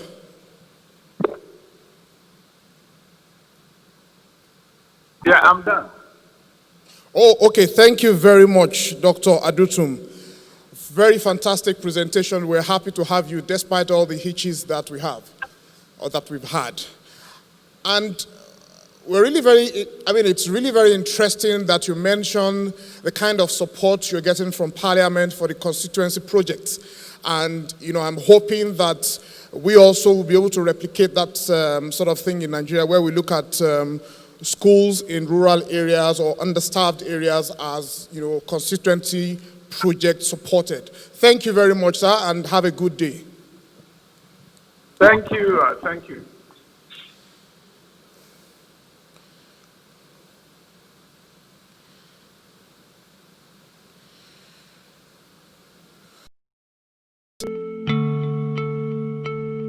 My name is Anadia Brasa Confidence. I'm the second runner-up from the Edward Spelling Bee at the age of 9. Meet my parents.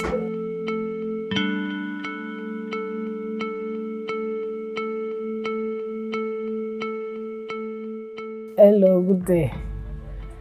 I'm so happy what I see, what Edward has done for me and my family. At the beginning of the lockdown, I feel bad. I'm thinking, I don't even know what to do. I'm thinking that which time this lockdown will remove, that this boy will go back to the school and to remain for resumption there, but there's nowhere. Another children said they are doing online. My own, we don't have phones to do online. I tried, they don't even know anything to do, but by the way I know that God do something pass through Edward. Edward call us and give us the Android phone, so my children can benefit for Edward, that they have followed do online classes every day. Even the mentor online classes is Monday, Wednesday, Friday, but Tuesday and Thursday the mentor is still goes with teaching them and will teach them the good work. And I'm happy to see there that I don't even believe that Edward can do this one. I'm happy now. What I plan is that God will make the government to allow the school to resume, that they will go back to school, can do their exam to be forward for another section.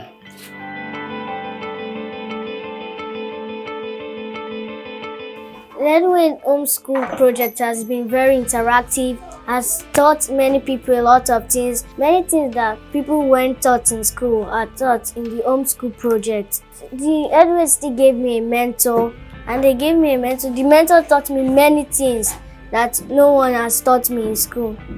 Although the homeschool project has been very good and interactive, but I'm still looking forward to see my friends physically in school and my teachers to go to the next stage of life and write exams. Edward has really done a lot of things onto my family. He says that, just like what Bible says, blessed are the merciful, they shall obtain mercy. So I so much appreciate what they did to my son. The auntie there fulfilled the promise by bringing the phone down to my house and give this to my son. And my son now is among the online students or children that join the learning. I pray that the Eduate organization or Eduate management to continue do more than this. Even it can extend it to secondary school aspect so that it can be those children also can be able to beneficial. So I thank you very much. I pray that God will continue to help you to do more than this in Jesus' name. Amen.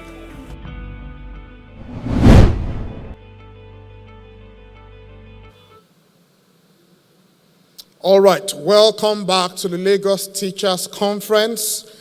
Right about now, we're going to be having our chat with the Honorable Commissioner for Education in Lagos State, Mrs. Folashade Adefisayo. Mrs. Folashade Omobola Adefisayo is the Lagos State Commissioner for Education. She was born on the 13th of November, 1957. She holds a BSc degree in zoology from the University of Ibadan and an MBA from the University of Lagos. She has a PGC education from the University of Nottingham and MA education from the same university in 2015. Folashade Adefisayo retired in 2014 from the services of the Corona Schools Trust Council after 13 years of service. She was the CEO of the trust and in the last 4 years was a consultant and director of the Corona Secondary School. She is presently an educational consultant engaged in providing broad-based education consulting ranging from school transformation, teacher recruitment, and training. She has over 35 years working experience spanning banking operations, trade finance, organizational restructuring, human resource management, training, and treasury management. She is dedicated to improving other people's lives and has served as a volunteer to many, many organizations. She has served in organizations concerned with mass education such as NESG, DFID, and DEEPIN. She has also consulted for state governments and a number of schools. She has worked for United Bank for Africa, Everest Finance Company, Comet Merchant Bank Limited, Tetra Pak West Africa Limited, and chairman the Corona Schools Trust Council. Please join me in welcoming the Honorable Commissioner for Education in Lagos State for her chat session.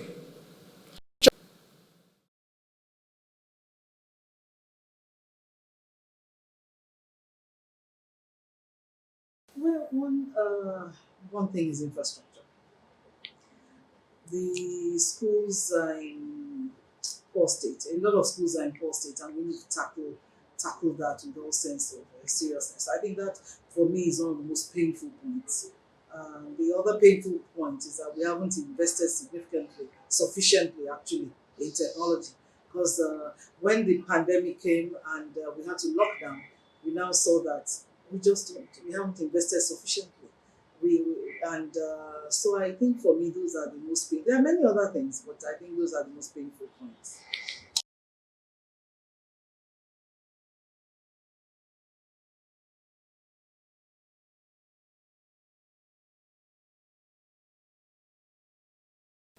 Oh, yes, we put in place the transformational plan and we rolled it out in February just before the lockdown.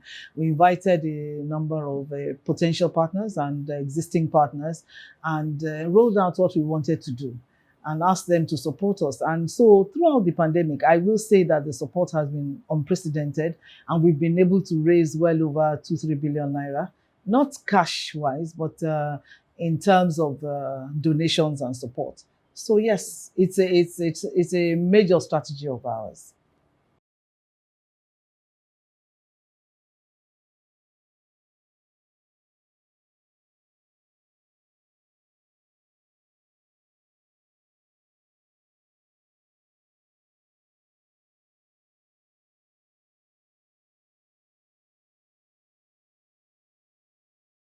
Yeah, we don't want to gloss over the fact that we do have out of school children, but I don't think we have a significant percentage of the 13 million, frankly. But for those, I mean, even one child out of school is one child too many. So how do we support and help such children? During the pandemic, like we said, we had these problems with getting our children to learn in public schools. How do we get them to learn when we haven't built the infrastructure that will support their learning? But I think one thing that it did, and I like to say that, yeah, it was a terrible thing. And again, we must not gloss over the humanitarian crisis that was created, the loss of lives, loss of jobs, the economic downturn. But it also has shown us that if you can look at a cup as half full or half empty, the reality is if we look at it as being half full, then we'll put in place strategies to address it. So for this particular, for out of school children, and children who were at home during that period, we had to look for ways by which they would continue to learn. We started from the lowest level of technology that we could deploy, which would be radio and television, and move from there onto online platforms. So I think, and the numbers are increasing by the day of students who have access. As we've said, we looked for support, and people supported us with devices, with data, with devices, all sorts of devices and data, so that our students could log on. With training of our teachers as well, with free air time. I mean, it was quite a considerable effort by the private sector to support us. And so we don't want to stop. And I don't believe the post-COVID world that we all are optimistically talking about is coming anytime soon. I think it will be a slow slide until one day, maybe some months or years down the line, just look up and say, oh, this thing has virtually gone. But it's not. And so how do we address this situation? And that's why we actually are investing in radio, a lot in radio and in the online platforms. In radio, because many of the children who are in this situation come from a certain demographic where they will find it difficult to access data, devices, and so on, but they could possibly access radio. And we are going to start to talk. I mean, we even started talking to communities, NGOs in communities who can set up loudspeakers and so on for these children to keep learning. We must say a big thank you to the TV and radio stations that have supported us throughout this lockdown. There are about 5 of them, and they include Niger FM, Wazobia, TVC,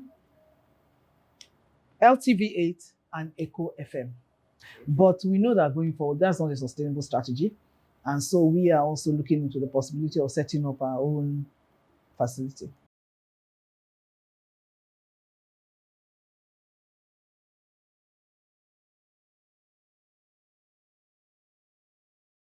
One is by training, like you said, and appropriate training.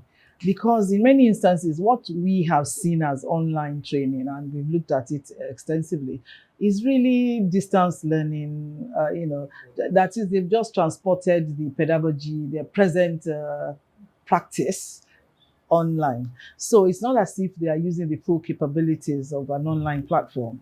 I mean, if you go online, you don't sit and lecture from 8 to 2. So the students sit, it's still the same. You are just transporting that pedagogy that didn't really work in the classroom onto another medium. So I think it's appropriate training. We are looking at the possibility of having a training program with partners, open to the public, of course, the public and private teachers, on real pedagogies that work online. Because the pedagogy of online is different from, it's like pedagogy of physics is different from the pedagogy of English.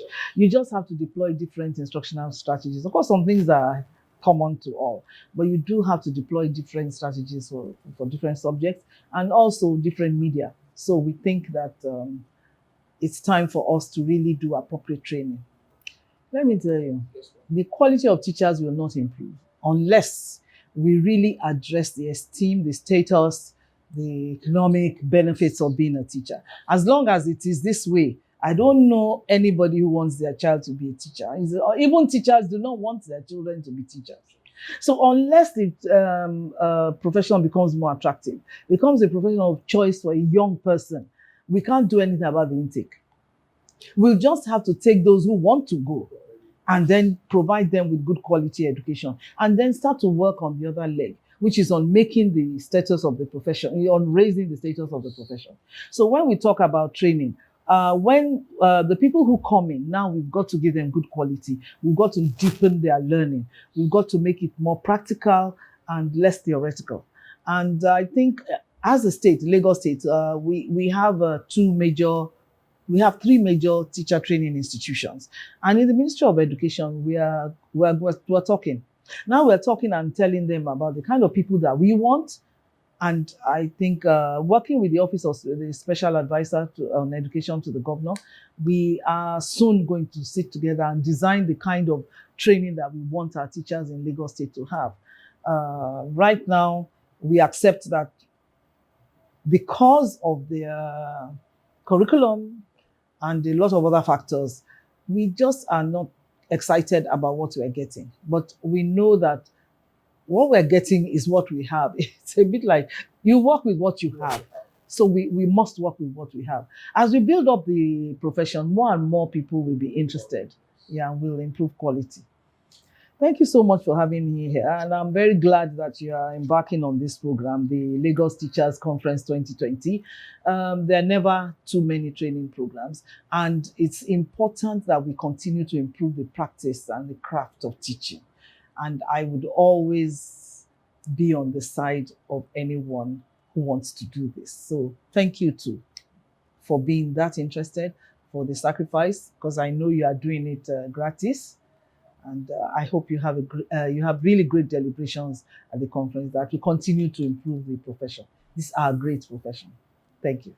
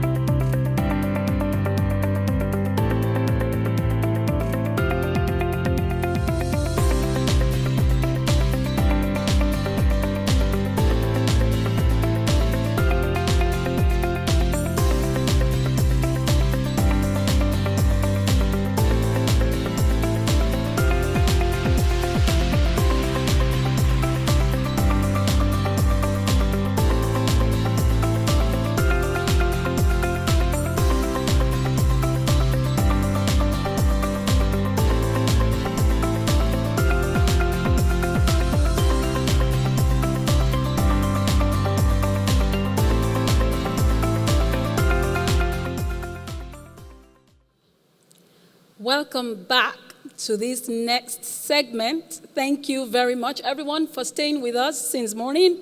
We're sure that you have been inspired, you have been instructed, and you're definitely taking something out of this Lagos Teachers Conference 2020. So this segment right now, we're going to be talking about our Outstanding Teachers Award. I'm sure that's something all of us have been looking forward to. We want to thank everyone that sent in an entry. Thank you for your entries for the competition. This competition was put forward in an effort to recognize the contribution of teachers, which is something we dearly, dearly prize at EduAid Global Initiative. And although we have selected winners, we have selected 3 top winners and 7 consolation prizes. I want to say that for all teachers, I think we should all own this recognition. The fact that teachers are getting a recognition, and it's one of several that will come our way. I think everyone should take pride in the fact that this is happening. We have carefully and painstakingly selected these winners that we have today. And some of the criteria that we looked at is that we checked if these people went beyond their employer's requirements at the time of the lockdown in order to reach out to their children and in order to continue teaching to ensure that the students are learning. If they already had a project that they were able to improve upon or that can be improved upon going forward, and if these efforts were made during the pandemic. Like I said, we have 10 winners, and for a start, I'm going to read out the names of the 7 consolation prizes. Okay, before I do that, first prize is 500,000 naira. The second prize is 300,000 naira. The third prize is 150,000 naira. And the 7 consolation prizes will be 50,000 naira per winner. So I'm going to read out the names of the consolation prize winners. 1, we have Soji Megbongo with Instagram handle at Village Teacher. Second one is Miracle Adebayo with an Instagram handle at Mimi_Adebayo. Then Aduola Shotunlade, Instagram handle at Starlight Kids Club. Next we have Olaiton Akinwole at 100 MB School. The next is Adeola, Instagram handle at That Public School Teacher. Next we have Rejoice Samuel, Instagram handle at Samuel Rejoice. And last but not the least, Ifi Obidi Asian, at Instagram handle at Tech Savvy Teacher Trainer. Those are 7 consolation prize winners who are going to go home with 50,000 naira each. So that takes us to our top 3 winners. And first of all, you would understand that these winners are, many people are not in Lagos, and the city's just opened, and we're having a virtual conference. But a couple of people made it down here, and we're really grateful that they were able to come join us in the auditorium today. So I'm going to announce the second runner-up, but before I do that, I'm going to invite the coordinator of EduAid, Dr. Olufemi Orawusi, to make the presentation to the top 3 winners. Just give us a second.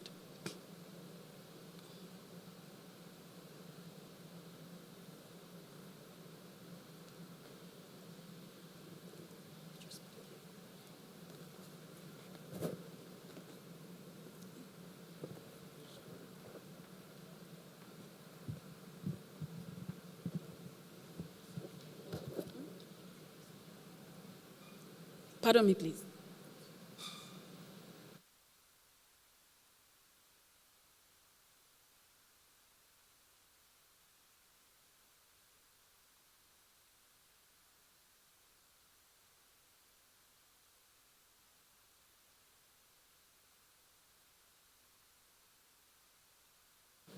So once more, as demanded, so that we recognize the people that won the consolation prizes, I'm going to announce their name again. You can check them out on Instagram to see the good work that they are doing. You can go to our Instagram page at EduATCN to see their entries, and you can check out what they are doing. I hope that what they have put up would inspire you.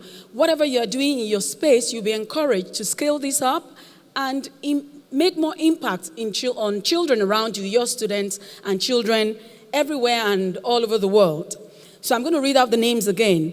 One, we have Sojime Gbonwon with the Instagram handle at Village Tisha. That is Village, Tisa, at Village Tisha. Next, we have Miracle Adebayo at Mimi_Adebayo. Adunola Shotunlade at Starlight Kids Club. Olaiton Akinwoleola at 100 MB School. Next, we have Adiola with Instagram handle at That Public School Teacher. Next is Rejoice Samuel at Samuel Rejoice, and that will be Y. Rejoice spelled with a Y at Samuel Rejoice.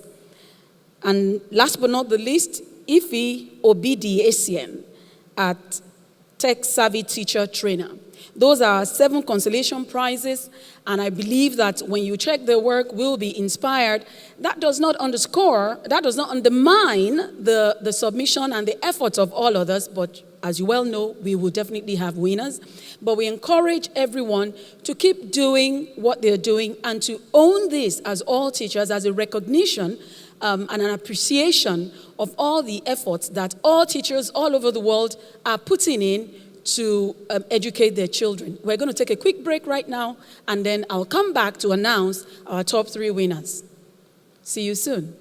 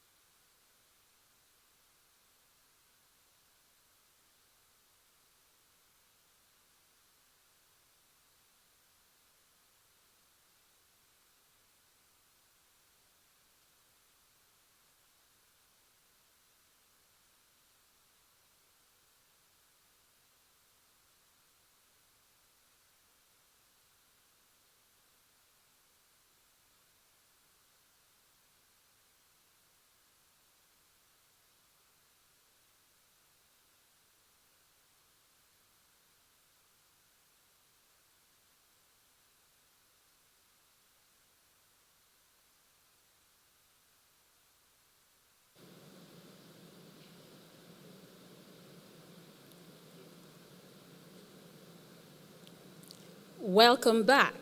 Welcome back. We're really excited, as we expect that you will be as well, to announce our top 3 winners. And so before I do that, I'm going to invite Dr. Olufemi Orawusi, the coordinator of EduAid, to come up and make the presentation to the winners. Thank you, Dr. Orawusi. So, first off, I'm going to announce our second runner-up. She's Olamide Basirat Ajayi at Maths Educator. She's in the room with us today. She's in the auditorium. We're inviting her to come up and join us on the stage. The Maths Educator. Thank you for coming, and thank you for your entry. We're really delighted, and we're happy for you to be one of our second runner-up, our top 3 winners.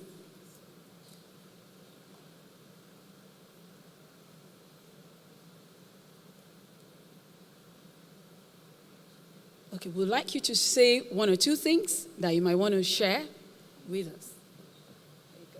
Thank you very much. The first thing I would say today is to say thank God Almighty for this kind of opportunity. I want to say a big thank you to EduAid for this kind of opportunity. This is my first opportunity, my first win so far, and I'm counting. During the lockdown, I never expected to have this kind of gifts. I didn't expect it coming. I didn't see it coming at all. Like 2 days after the lockdown was announced, I took it upon myself to start teaching my students. It has been easy. Let me just use the word, it has been easy. The sleepless night has been fun, and today I'm here taking the award. God, I give you all the glory, adoration. Thank you, Almighty. To other teachers out there, I would say you should try as much as possible to do the right thing. Positive mindset is the best. Make sure you carry your children, your students along. It will take us far. Let's be the great teacher, not ordinary teacher. Let's be the great teachers. Let's impart on our students, because these children you are seeing will never forget you. Thank God. Thank you all for this opportunity. I really appreciate it. So, Ms. Ajayi's gift prize at second runner-up is a sum of 150,000 naira. Thank you for your entry, Ms. Ajayi. We're very grateful. Let me go sit down. Our first runner-up, unfortunately, is not here with us today, and that is Precious Adegunle, with the Instagram handle at Prescolala. Precious Adedamola Adegunle, Instagram handle Prescolala. She's not here today, but our prize money is a sum of 300,000 naira. Now, this brings us to the moment that we have been waiting for. I'm going to announce now our top winner, the first prize, the sum of 500,000 naira for the Lagos Outstanding Lockdown Teacher for the Lagos Teachers Conference 2020. That winner is Gideon Ogunfeyimi at Gideon_Ogunfeyimi, and he is in the auditorium today. We're really glad that you made the time to come down. Please come up stage. We're glad that you made the time to come down to come and join us for the Lagos Teachers Conference. Thank you for your entry. Thank you for all the good things that you are doing. And his prize money is 500,000 naira. Thank you, Mr. Ogunfeyimi, for all that you're doing for your students, for the children all over the world. And we're going to have you say something. All right.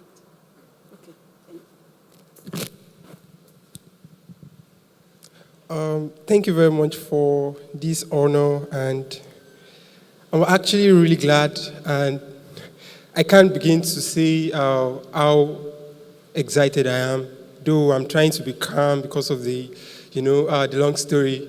But I want to give thanks to the Lagos State Teacher Conference and EduAid, TCN, and also the leadership of the Covenant Nation for this prestigious award. This is my first award in my life, and the fact that it is coming for the amazing work I and my kids we've done together in the low-income community in Ogun State, and for good 2 years. I've been teaching before I started with them, but when I started this journey with them, it seems my idea of teaching, of a teacher, changed. And I can't but say thanks to Teach for Nigeria. They are the mother of this. They are like the mother of this. Because before I was a teacher, and when I joined them, they changed it. And teaching is not just about the facilitation of learning, but about leadership, providing opportunities, creating solutions for the children, for the young people that we teach, irrespective of their background. And that was the idea they gave me. And I'm really glad that executing this idea, executing this plan has made me come here to receive this award. And because it is short, I'll just say that when the pandemic started, we were all shocked, surprised, and we needed to find a way to get our learners to learn. And since they were not privileged enough to use digital tools, technological tools, I decided to develop worksheets in mathematics and English. And I'm grateful that the long trek, my money, the funds I used in printing those worksheets, in traveling from one location to another to deliver the worksheets for them is really being celebrated today. So this is not just for me, this is just for the work we've done together throughout this pandemic, and I'm really great. I can't just begin to talk and talk, because if I continue to talk, we will not leave here. So thank you very much for everyone that has contributed to my journey. Thank you very much. I really appreciate this, and I hope this will be the beginning of greater things that teachers will do in this country and the whole world. Thank you very much. We say amen to that, Mr. Ogunfeyimi. Thank you for joining us. Thank you for your entry. And thank you for the good work that you are doing. And thank you for your inspiring words. We believe that everyone that has heard you today will surely be inspired to do even greater things. So we're just going to take pictures for a moment.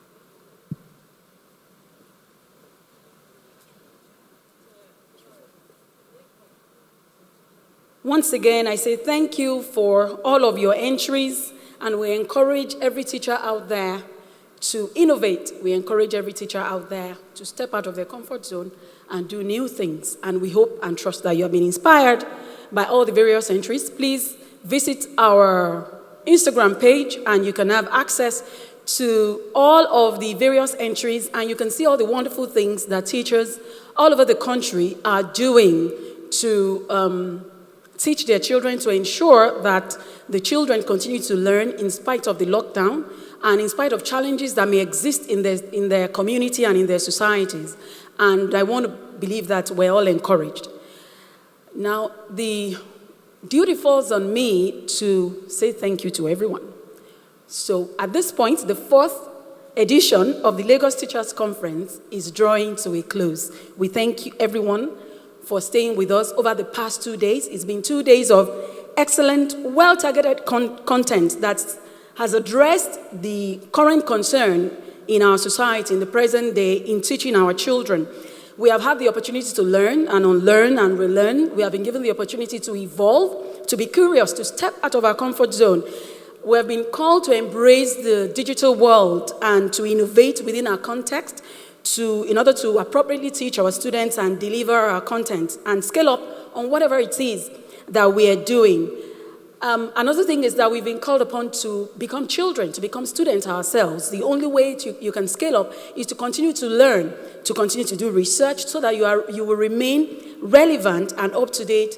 And learning and researching will fuel your mind, will fuel your imagination, will fuel your innovation in doing this most important task in the world, the job of teaching children, of molding minds, their very malleable minds.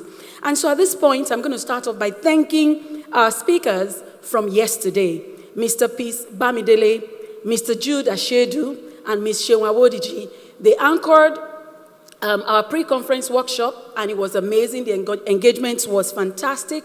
We thank you for your very outstanding content, your relevant and enlightening training. You poured out of your heart and out of your intellect, and we appreciate all the hard work that went into putting all of that together. This was our first pre-conference workshop, and we can say boldly that it was definitely a success. Thank you very much, ladies and gentlemen. We also express our gratitude to our distinguished speakers for today, Dr. Mo Olatiju, Mr. Chika Nwobi, the Honorable Deputy Minister of Education, Republic of Ghana, Dr. Yose Adutum, Mrs. Toyin Idowu, and Mrs. Folashade Adefisayo, the Honorable Commissioner for Education, Lagos State.